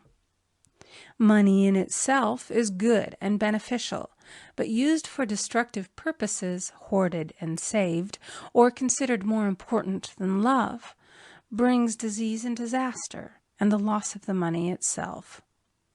Follow the path of love, and all things are added, for God is love, and God is supply. Follow the path of selfishness and greed, and the supply vanishes, or man is separated from it. For example, I knew the case of a very rich woman who hoarded her income. She rarely gave anything away, but bought and bought and bought things for herself. She was very fond of necklaces, and a friend once asked her how many she possessed. She replied, 67. She bought them and put them away, carefully wrapped in tissue paper. Had she used the necklaces, it would have been quite legitimate, but she was violating the law of use. Her closets were filled with clothes she never wore and jewels which never saw the light. The old woman's arms were gradually becoming paralyzed from holding on to things, and eventually she was considered incapable of looking after her affairs, and her wealth was handed over to others to manage. So man, in ignorance of the law, brings about his own destruction. All disease, all unhappiness come from the violation of the law of love. Man's boomerangs of hate, resentment, and criticism come back laden with sickness and sorrow. Love seems almost a lost art, but the man with the knowledge of spiritual law knows it must be regained, for without it he has become as sounding brass and tinkling cymbals. For example, I had a student who came to me month after month to clean her consciousness of resentment. After a while, she arrived at the point where she resented only one woman, but that one woman kept her busy. Little by little, she became poised and harmonious, and one day, all resentment was wiped out. She came in radiant and exclaimed, "You can't understand how I feel. The woman said something to me, and instead of being furious, I was loving and kind. And she apologized and was perfectly lovely to me. No one can understand the marvelous lightness I feel within." Love and goodwill are invaluable in business. For example, a woman came to me complaining of her employer. She said she was cold and critical, and she knew she did not want her in the position. "Well," I replied, "salute the divinity in the woman and send her love." She said, "I can't. She's a marble woman." I answered, "You remember the story of the sculptor who asked for a certain piece of marble? He was asked why he wanted it, and he replied, 'Because there is an angel in the marble.' And out of it he produced a wonderful work of art." She said, "Very well, I'll try it." A week later she came back and said, "I did what you told me, and now the woman is very kind," and took me out in her car. People are sometimes filled with remorse for having done someone an unkindness, perhaps years ago. If the wrong cannot be righted, its effect can be neutralized by doing someone a kindness in the present. "This one thing I do, forgetting those things which are behind, and reaching forth unto those things which are before." Sorrow, regret, and remorse tear down the cells of the body and poison the atmosphere of the individual. A woman said to me in deep sorrow, "Treat me to be happy and joyous, for my sorrow makes me so irritable with the members of my family that I keep making more karma." I was asked to treat a woman who was mourning for her daughter. I denied all belief in loss and separation and affirmed that God was the woman's joy, love, and peace. The woman gained her poise at once, but sent word by her son not to treat any longer because she was so happy it wasn't respectable. So mortal mind loves to hang on to its griefs and regrets. I knew a woman who went about bragging of her troubles, so of course she always had something to brag about. The old idea was, if a woman did not worry about her children, she was not a good mother. Now we know that mother fear is responsible for many of the diseases and accidents which come into the lives of children. For fear pictures vividly the disease or situation feared, and these pictures objectify if not neutralized. Happy is the mother who can say sincerely that she puts her child in God's hands and therefore knows that he is divinely protected.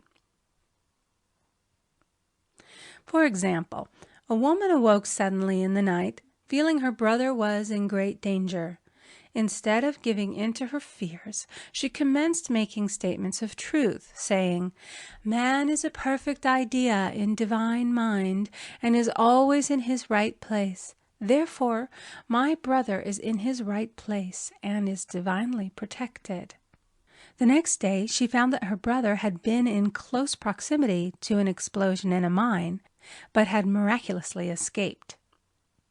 So man is his brother's keeper in thought, and every man should know that the thing he loves dwells in the secret place of the Most High and abides under the shadow of the Almighty. "There shall no evil befall thee, neither shall any plague come nigh thy dwelling. Perfect love casteth out fear. He that feareth is not made perfect in love. And love is the fulfilling of the law." End of Chapter 7. Chapter 8. Intuition or Guidance.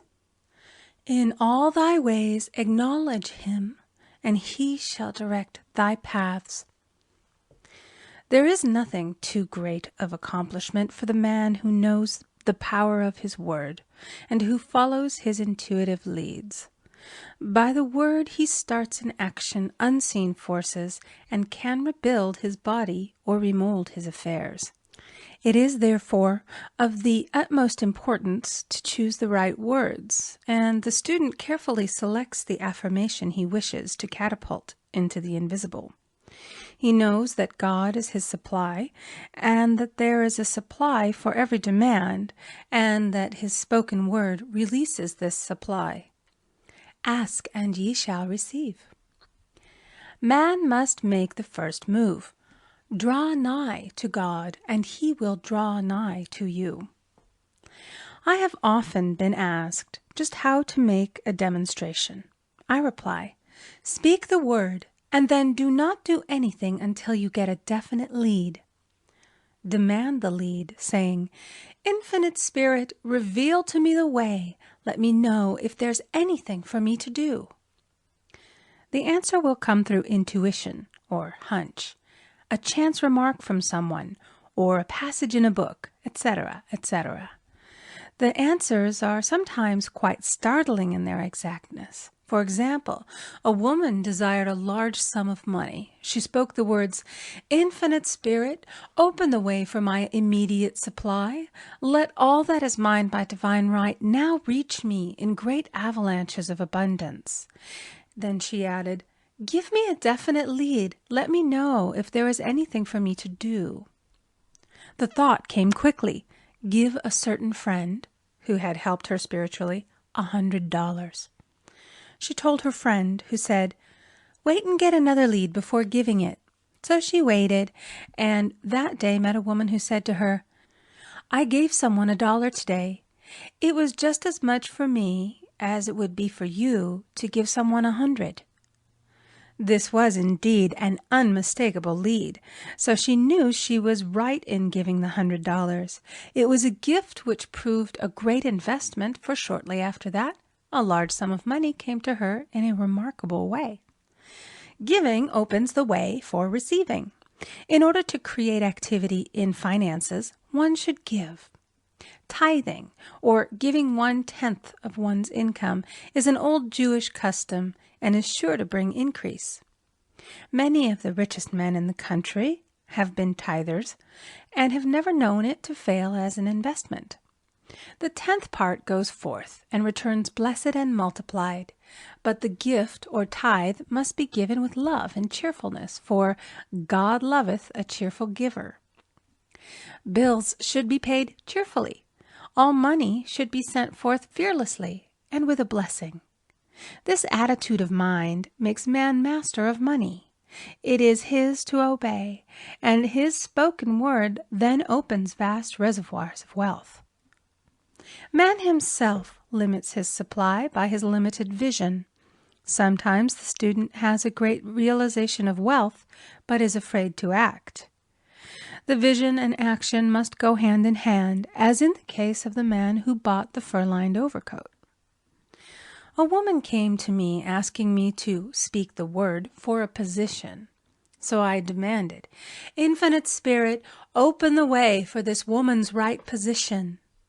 Never ask for just a position. Ask for the right position, the place already planned in divine mind, as it is the only one that will give satisfaction. I then gave thanks that she had already received, and that it would manifest quickly. Very soon she had 3 positions offered her, 2 in New York and 1 in Palm Beach, and she did not know which one to choose. I said, ask for a definite lead.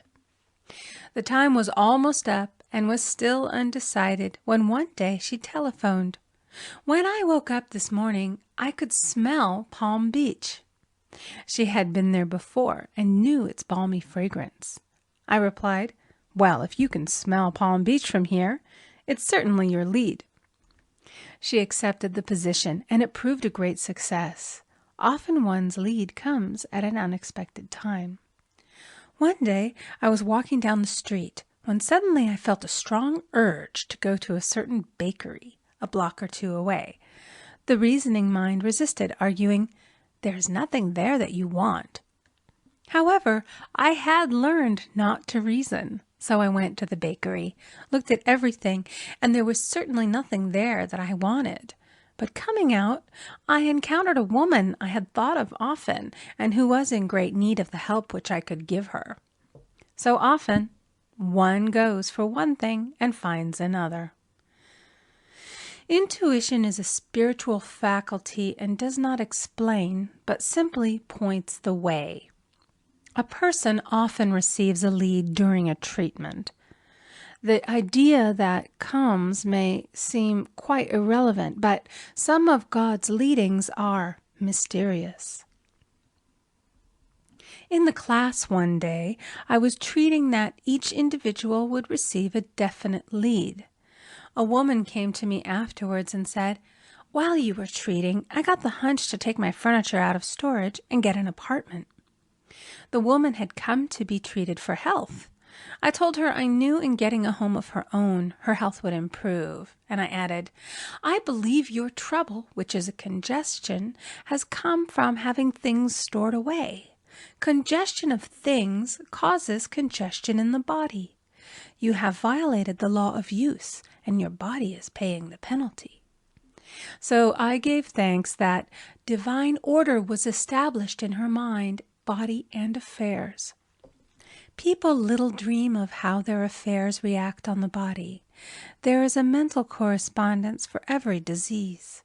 A person might receive instantaneous healing through the realization of his body being a perfect idea in divine mind, and therefore whole and perfect, but if he continues his destructive thinking, hoarding, hating, fearing, condemning, the disease will return. Jesus Christ knew that all sickness came from sin, but admonished the leper after the healing to go and sin no more, lest a worse thing come upon him. So man's soul, or subconscious mind, must be washed whiter than snow for permanent healing. And the metaphysician is always delving deep for the correspondence. Jesus Christ said, "Condemn not, lest ye also be condemned. Judge not, lest ye be judged." Many people have attracted disease and unhappiness through the condemnation of others. What man condemns in others, he attracts to himself. For example, a friend came to me in anger and distress because her husband had deserted her for another woman. She condemned the other woman and said continually, "She knew he was a married man. She had no right to accept his attentions." I replied, "Stop condemning the woman. Bless her and be through with the situation. Otherwise, you are attracting the same thing to yourself." She was deaf to my words, and a year or two later became deeply interested in a married man herself. Man picks up a live wire whenever he criticizes or condemns and may expect a shock. Indecision is a stumbling block in many a pathway. In order to overcome it, make the statement repeatedly, "I am always under direct inspiration. I make right decisions quickly." These words impress the subconscious, and soon one finds himself awake and alert, making his right moves without hesitation. I have found it destructive to look to the psychic plane for guidance, as it is the plane of many minds and not the one mind. As man opens his mind to subjectivity, he becomes a target for destructive forces. The psychic plane is the result of man's mortal thought and is on the plane of opposites. He may receive either good or bad messages. The science of numbers and the reading of horoscopes keep man down the mental or mortal plane, for they deal only with the karmic path. I know of a man who should have been dead years ago according to his horoscope, but he is alive and a leader of one of the biggest movements in this country for the uplift of humanity. It takes a very strong mind to neutralize a prophecy of evil. The student should declare, "Every false prophecy shall come to naught. Every plan my Father in heaven has not planned shall be dissolved and dissipated. The divine idea now comes to pass." However, if any good message has ever been given one, of coming happiness or wealth, harbor and expect it, and it will manifest sooner or later through the law of expectancy. Man's will should be used to back the universal will. I will that the will of God be done. It is God's will to give every man every righteous desire of his heart, and man's will should be used to hold the perfect vision, without wavering. The prodigal son said, "I will arise and go to my father." It is indeed often an effort of the will to leave the husks and swine of mortal thinking. It is so much easier for the average person to have fear than faith. So faith is an effort of the will. As man becomes spiritually awakened, he recognizes that any external inharmony is the correspondence of mental inharmony. If he stumbles or falls, he may know he is stumbling or falling in consciousness. One day a student was walking along the street, condemning someone in her thoughts. She was saying mentally, "That woman is the most disagreeable woman on earth," when suddenly 3 Boy Scouts rushed around the corner and almost knocked her over. She did not condemn the Boy Scouts, but immediately called on the law of forgiveness and saluted the divinity in the woman. Wisdom's ways are ways of pleasantness, and all her paths are peace. When one has made his demands upon the universal, he must be ready for surprises. Everything may seem to be going wrong, when in reality it is going right. For example, a woman was told that there was no loss in divine mind. Therefore, she could not lose anything which belonged to her. Anything lost would be returned, or she would receive its equivalent. Several years previously, she had lost $2,000. She had loaned the money to a relative during her lifetime, but the relative had died, leaving no mention of it in her will. The woman was resentful and angry, and as she had no written statement of the transaction, she never received the money, so she determined to deny the loss and collect the $2,000 from the Bank of the Universal. She had to begin by forgiving the woman, as resentment and unforgiveness closed the door of this wonderful bank. She made this statement, "I deny loss. There is no loss in divine mind. Therefore, I cannot lose the $2,000 which belong to me by divine right. As one door shuts, another opens." She was living in an apartment house which was for sale, and in the lease was a clause stating that if the house was sold, the tenants would be required to move out within 90 days. Suddenly, the landlord broke the leases and raised the rent. Again, injustice was on her pathway, but this time she was undisturbed. She blessed the landlord and said, "As the rent has been raised, it means that I'll be that much richer, for God is my supply."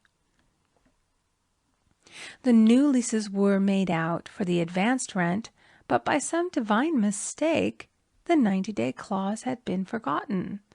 Soon after, the landlord had an opportunity to sell the house. On account of the mistake in the new leases, the tenants held possession for another year. The agent offered each tenant $200 if he would vacate. Several families moved. 3 remained, including the woman. A month or 2 passed, and the agent again appeared. This time he said to the woman, "Will you break your lease for the sum of $1,500? It flashed upon her, here comes the $2,000. She remembered having said to friends in the house, "We will all act together if anything more is said about leaving." So her lead was to consult her friends. These friends said, "Well, if they have offered you $1,500, they will certainly give $2,000. So she received a check for $2,000 for giving up the apartment. It was certainly a remarkable working of the law, and the apparent injustice was merely an opening for the way for her demonstration. It proved that there is no loss, and when man takes his spiritual stand, he collects all that is his from this great reservoir of good. I will restore to you the years the locusts have eaten. The locusts are the doubts, fears, resentments, and regrets of mortal thinking. These adverse thoughts alone rob man, for no man gives to himself but himself, and no man takes away from himself but himself. Man is here to prove God and to bear witness to the truth. And he can only prove God by bringing plenty out of lack and justice out of injustice. Prove me now herewith, saith the Lord of hosts, if I will not open you the windows of heaven and pour out a blessing, that there shall be not room enough to receive it. End of Chapter 8. Chapter 9, Perfect Self-Expression, or the Divine Design. No wind can drive my bark astray, nor change the tide of destiny. There is for each man perfect self-expression. There is a place which he is to fill, and no one else can fill, something which he is to do, which no one else can do. It is his destiny. This achievement is held a perfect idea in divine mind, awaiting man's recognition. As the imaging faculty is the creative faculty, it is necessary for man to see the idea before it can manifest. So man's highest demand is for the divine design of his life. He may not have the faintest conception of what it is, for there is possibly some marvelous talent hidden deep within him. His demand should be, Infinite Spirit, open the way for the divine design of my life to manifest. Let the genius within me now be released. Let me see clearly the perfect plan. The perfect plan includes health, wealth, love, and perfect self-expression. This is the square of life, which brings perfect happiness. When one has made this demand, he may find great changes taking place in his life, for nearly every man has wandered far from the divine design.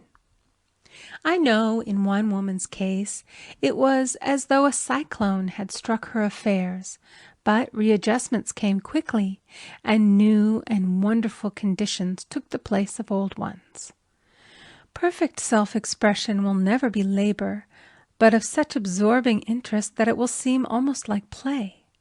The student knows also, as man comes into the world financed by God, the supply needed for his perfect self-expression will be at hand.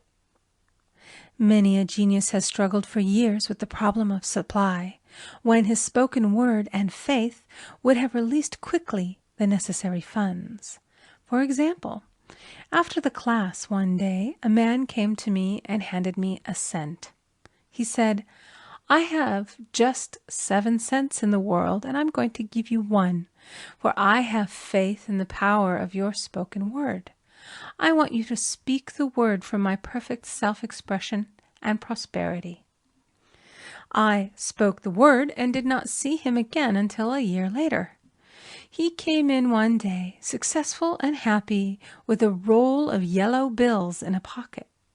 He said, immediately after you spoke the word, I had a position offered me in a distant city, and am now demonstrating health, happiness, and supply. A woman's self-expression may be in becoming a perfect wife, a perfect mother, a perfect homemaker, and not necessarily in having a public career. Demand definite leads, and the way will be made easy and successful. One should not visualize or force a mental picture. When he demands the divine design, to come into his conscious mind, he will receive flashes of inspiration and begin to see himself making some great accomplishment. This is the picture or idea he must hold without wavering. The thing man seeks is seeking him. The telephone was seeking Bell. Parents should never force careers and professions upon their children. With a knowledge of spiritual truth, the divine plan could be spoken for early in childhood or prenatally. A prenatal treatment should be, let the God in this child have perfect self-expression. Let the divine design of his mind, body, and affairs be made manifest throughout his life, throughout eternity. God's will be done, not man's. God's pattern, not man's pattern, is the command we find running through all the scriptures, and the Bible is a book dealing with the science of the mind. It is a book telling man how to release his soul or subconscious mind from bondage. The battles described are pictures of man waging war against mortal thoughts.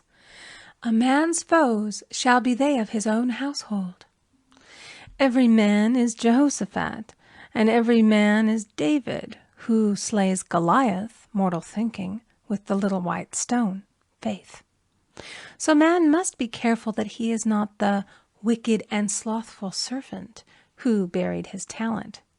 There is a terrible penalty to be paid for not using one's ability. Often, fear stands between man and his perfect self-expression. Stage fright has hampered many a genius. This may be overcome by the spoken word or treatment.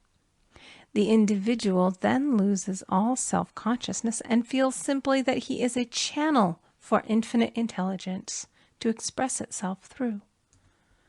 He is under direct inspiration, fearless and confident, for he feels that it is the Father within who does the work. A young boy came often to my class with his mother. He asked me to speak the word for his coming examinations at school. I told him to make the statement, I am one with infinite intelligence. I know everything I should know on this subject. He had an excellent knowledge of history, but was not sure of his arithmetic. I saw him afterwards, and he said, I spoke the word for my arithmetic and passed with the highest honors, but I thought I could depend upon myself for history and got a very poor mark. Man often receives a setback when he is too sure of himself, which means he is trusting to his personality and not the Father within. Another of my students gave me an example of this. She took an extended trip abroad one summer, visiting many countries where she was ignorant of the languages. She was calling for guidance and protection every minute, and her affairs went smoothly and miraculously. Her luggage was never delayed nor lost. Accommodations were always ready for her at the best hotels, and she had perfect service wherever she went. She returned to New York. Knowing the language, she felt God was no longer necessary, so looked after her affairs in an ordinary manner. Everything went wrong. Her trunks delayed, amid inharmony and confusion. The student must form the habit of practicing the presence of God every minute. In all thy ways acknowledge him. Nothing is too small or too great. Sometimes an insignificant incident may be the turning point in a man's life. Robert Fulton, watching some boiling water simmering in a tea kettle, saw a steamboat. I have seen a student often keep back his demonstration through resistance or pointing the way. He pins his faith to one channel only and dictates just the way he desires the manifestation to come, which brings things to a standstill. My way, not your way, is the command of infinite intelligence. Like all power, be it steam or electricity, it must have a non-resistant engine or instrument to work through, and man is that engine or instrument. Over and over again, man is told to stand still. O Judah, fear not, but tomorrow go out against them, for the Lord will be with you. You shall not need to fight this battle. Set yourselves, stand ye still, and see the salvation of the Lord with you. We see this in the incidents of the $2,000 coming to the woman through the landlord when she became non-resistant and undisturbed, and the woman who won the man's love after all suffering had ceased. The student's goal is poise. Poise is power, for it gives God power a chance to rush through man, to will and to do its good pleasure. Poised, he thinks clearly and makes right decisions quickly. He never misses a trick. Anger blurs the visions, poisons the blood, is the root of many diseases, and causes wrong decision, leading to failure. It has been named one of the worst sins, as its reaction is so harmful. The student learns that in metaphysics, sin has a much broader meaning than in the old teaching. Whatsoever is not of faith is sin. He finds that fear and worry are deadly sins. They are inverted faith, and through distorted mental pictures bring to pass the thing he fears. His work is to drive out these enemies from the subconscious mind. When man is fearless, he is finished. Maeterlinck says that man is God afraid. So, as we read in the previous chapters, man can only vanquish fear by walking up to the thing he is afraid of. When Jehoshaphat and his army prepared to meet the enemy, singing, "Praise the Lord, for his mercy endureth forever," they found their enemies had destroyed each other, and there was nothing to fight. For example, a woman asked a friend to deliver a message to another friend. The woman feared to give the message, as the reasoning mind said, "Don't get mixed up in this affair. Don't give that message." She was troubled in spirit, for she had given her promise. At last she determined to walk up to the lion and call on the law of divine protection. She met the friend to whom she was to deliver the message. She opened her mouth to speak it when her friend said, "So-and-so has left town." This made it unnecessary to give the message, as the situation depended upon the person being in town. As she was willing to do it, she was not obliged to. As she did not fear, the situation vanished. The student often delays his demonstration through a belief in incompletion. He should make this statement: "In divine mind, there is only completion. Therefore, my demonstration is completed. My perfect word, my perfect home, my perfect health." Whatever he demands are perfect ideas registered in divine mind and must manifest under grace in a perfect way. He gives thanks he has already received on the invisible and makes active preparation for receiving on the visible. One of my students was in need of a financial demonstration. She came to me and asked why it was not completed. I replied, "Perhaps you are in the habit of leaving things unfinished, and the subconscious has gotten into the habit of not completing. As the without, so the within." She said, "You are right. I often begin things and never finish them. I'll go home and finish something I commenced weeks ago, and I know it will be symbolic of my demonstration." So she sewed assiduously, and the article was soon completed. Shortly thereafter, the money came in a most curious manner. Her husband was paid his salary twice that month. He told the people of their mistake, and they sent word to keep it. When man asks, believing, he must receive, for God creates his own channels. I have been sometimes asked, suppose one has several talents. How is he to know which one to choose? Demand to be shown definitely. Say, "Infinite Spirit, give me a definite lead. Reveal to me my perfect self-expression. Show which talent I am to make use of now." I have known people to suddenly enter a new line of work and be fully equipped with little to no training, so make the statement, I am fully equipped for the divine plan of my life, and be fearless in grasping opportunities. Some people are cheerful givers, but bad receivers. They refuse gifts through pride or some negative reason, thereby blocking their channels, and invariably find themselves eventually with little or nothing. For example, a woman who had given away a great deal of money had a gift offered her of several $1,000s. She refused to take it, saying she did not need it. Shortly thereafter, her finances were tied up, and she found herself in debt for that amount. Man should receive gracefully the bread returning to him upon the water. Freely ye have given, freely ye shall receive.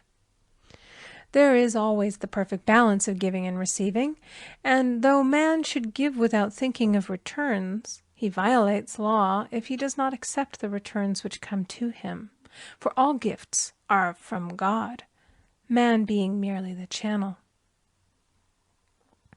A thought of lack should never be held over the giver. For example, when the man gave me 1 cent, I did not say, "Poor man, he cannot afford to give me that." I saw him rich and prosperous with his supply pouring in. It was this thought which brought it. If one has been a bad receiver, he must become a good one, and take even a postage stamp if it is given him, and open up his channels for receiving. The Lord loveth a cheerful receiver, as well as a cheerful giver. I have often been asked why one man is born rich and healthy and another poor and sick. Where there is an effect, there is always a cause. There is no such thing as chance. This question is answered through the law of reincarnation. Man goes through many births and deaths until he knows the truth which sets him free. He is drawn back to the earth plane through unsatisfied desire, to pay his karmic debts or to fulfill his destiny. The man born rich and healthy has had pictures in his subconscious mind, in his past life, of health and riches, and the poor and sick man of disease and poverty. Man manifests, on any plane, the sum total of his subconscious beliefs. However, birth and death are man-made laws, for the wages of sin is death. The Adamic fall in consciousness through the belief in 2 powers. The real man, spiritual man, is birthless and deathless. He was never born and has never died. As he was in the beginning, he is now and shall ever be. So through the truth, man is set free from the law of karma, sin, and death, and manifests the man made in his image and likeness. Man's freedom comes through fulfilling his destiny, bringing into manifestation the divine design of his life. His Lord will say unto him, "Well done, thou good and faithful servant. Thou hast been faithful over a few things. I will make thee ruler over many things," death itself. "Enter thou into the joy of thy Lord, eternal life."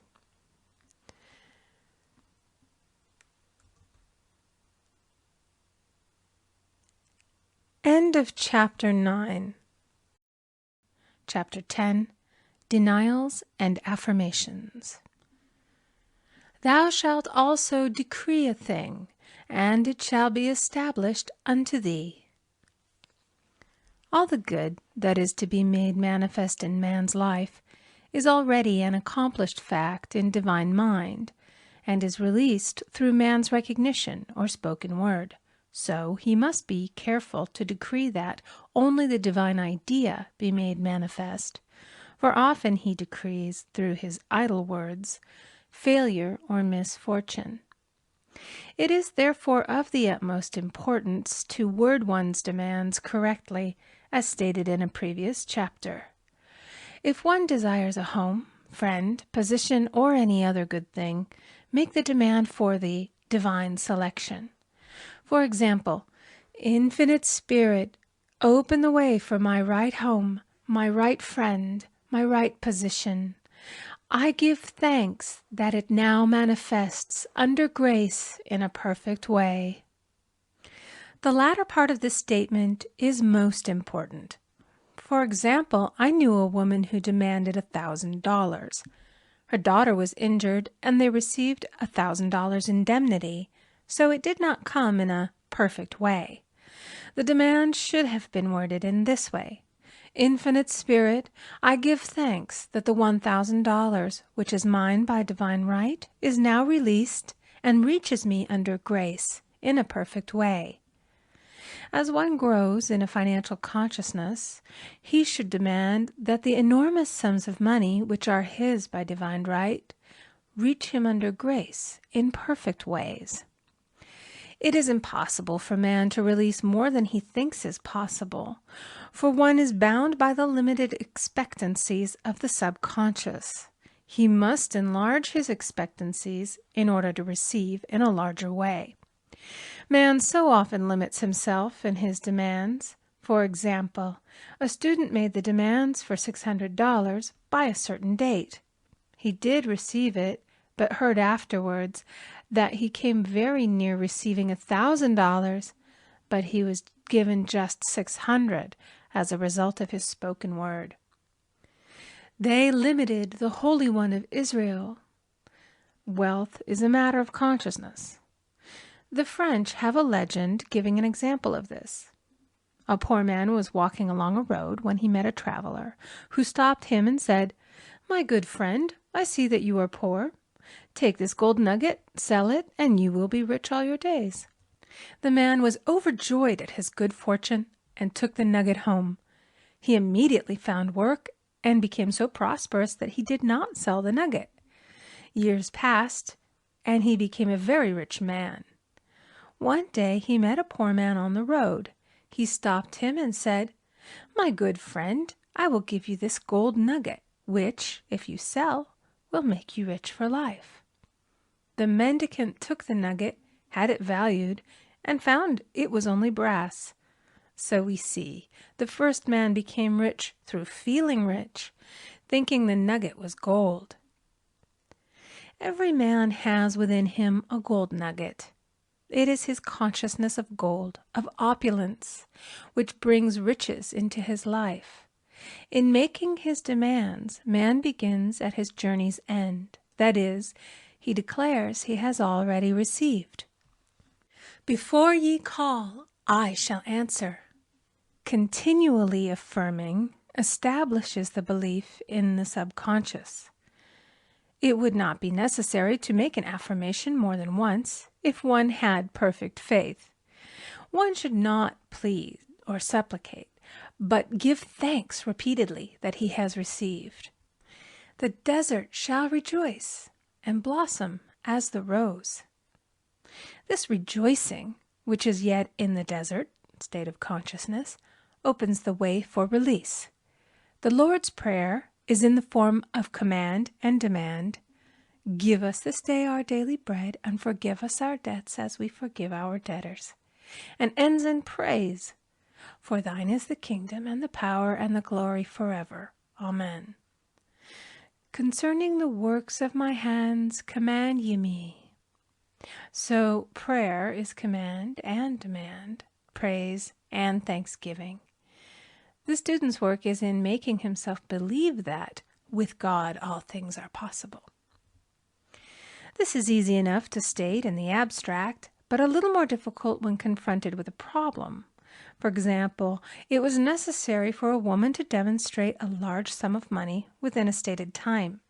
She knew she must do something to get a realization, for realization is manifestation, and she demanded a lead.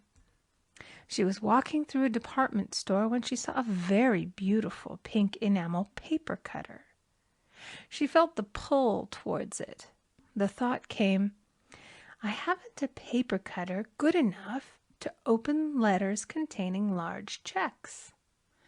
So she bought the paper cutter, which the reasoning mind would have called an extravagance. When she held it in her hand, she had a flash of a picture of herself opening an envelope containing a large check, and within a few weeks she received the money. The pink paper cutter was her bridge of active faith.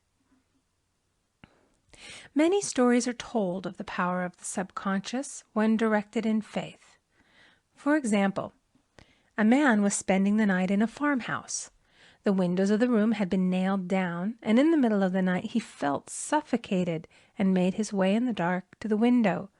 He could not open it, so he smashed the pane with his fist, drew in draughts of fine fresh air, and had a wonderful night's sleep. The next morning he found he had smashed the glass of a bookcase, and the window had remained closed during the whole night. He had supplied himself with oxygen simply by his thought of oxygen. When a student starts out to demonstrate, he should never turn back. Let not that man who wavers think that he shall receive anything of the Lord. A student once made this wonderful statement: "When I ask the Father for anything, I put my foot down and I say, 'Father, I'll take nothing less than I've asked for, but more.'" So man should never compromise. Having done all, stand. This is sometimes the most difficult time of demonstrating. The temptation comes to give up, to turn back, to compromise. He also serves who only stands and waits.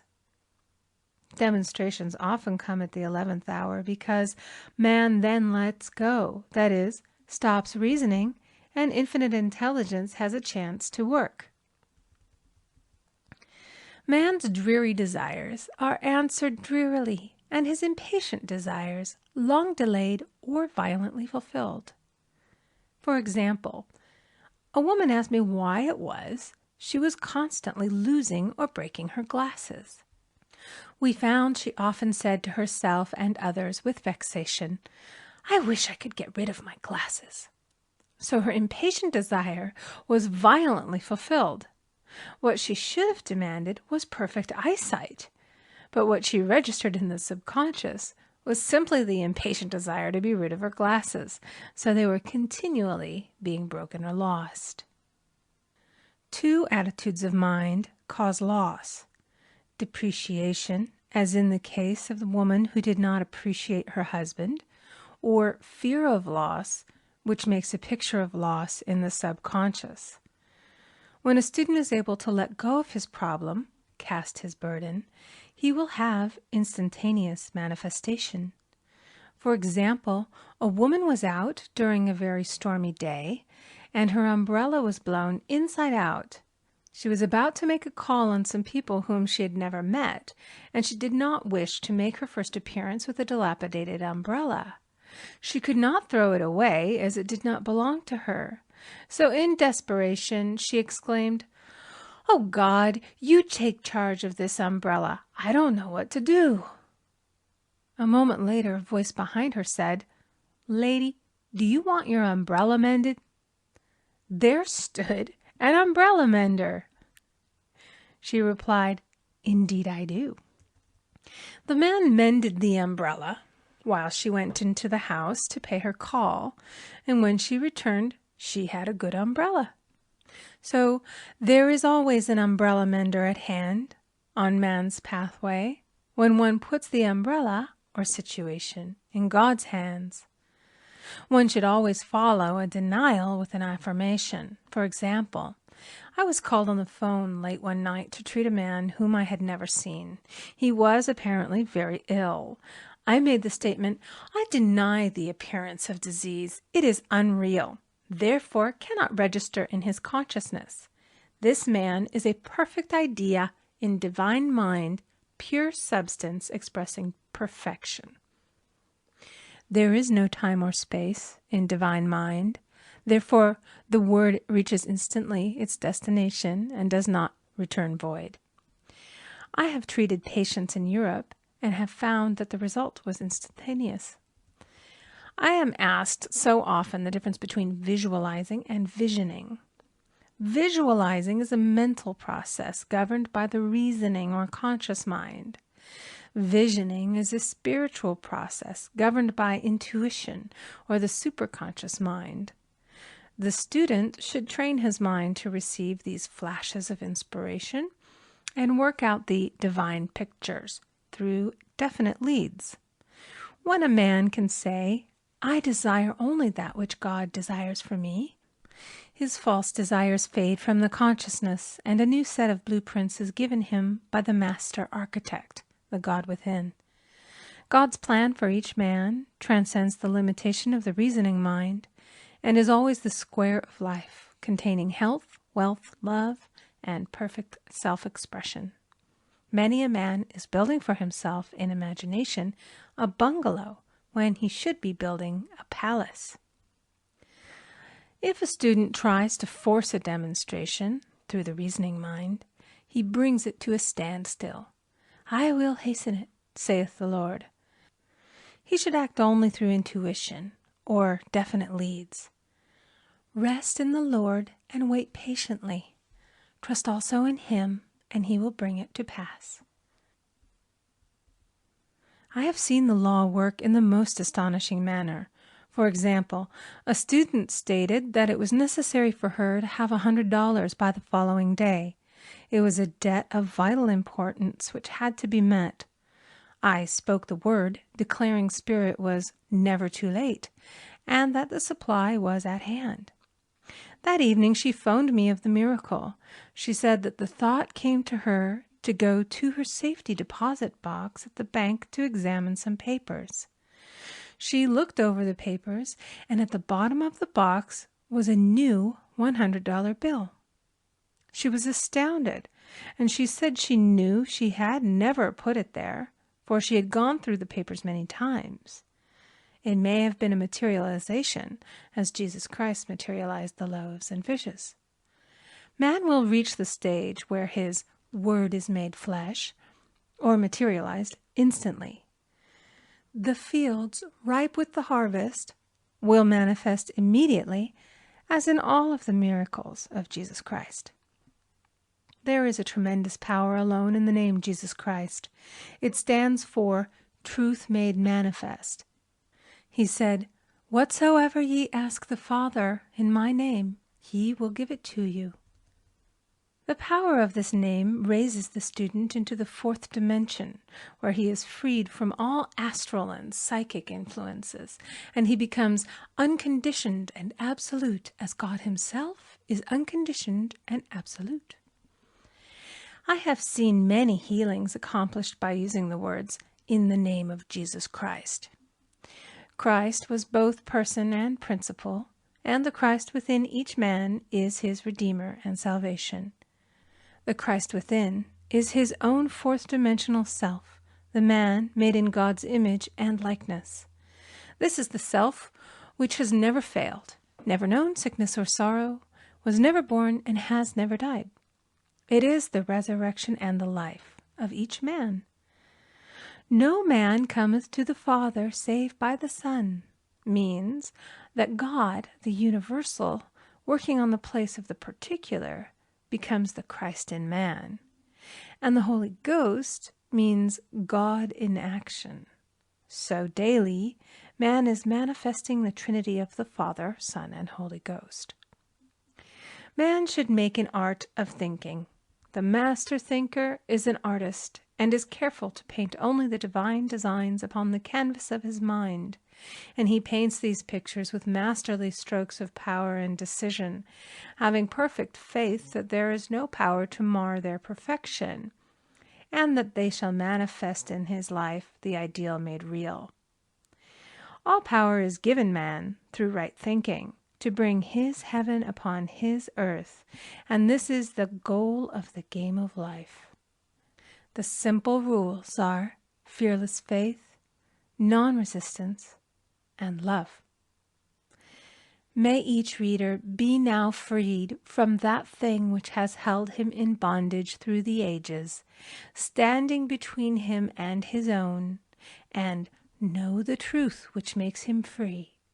Free to fulfill his destiny, to bring into manifestation the divine design of his life, health, wealth, love, and perfect self-expression. Be ye transformed by the renewing of your mind. End of Chapter 10. Chapter 11. Denials and Affirmations. For prosperity. God is my unfailing supply, and large sums of money come to me quickly, under grace, in perfect ways.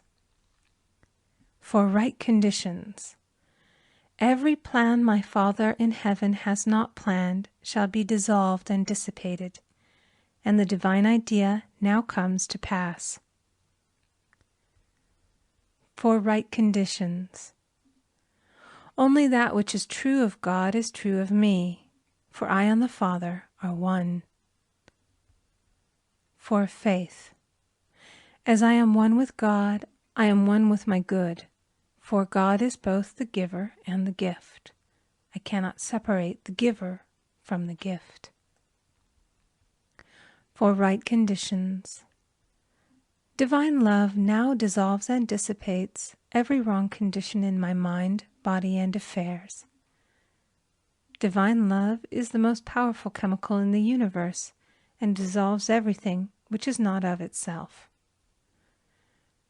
For health.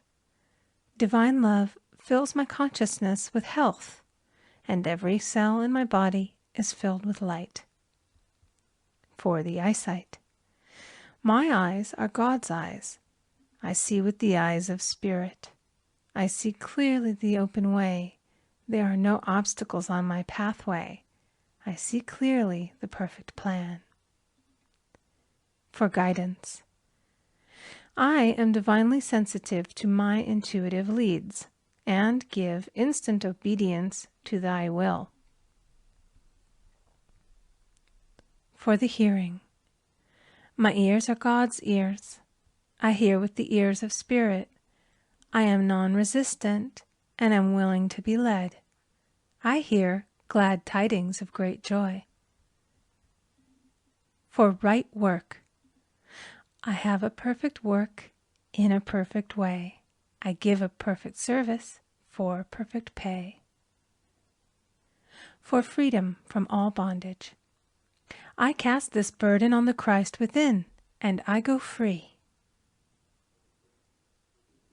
End of Chapter 11. Recording by Amy Conger.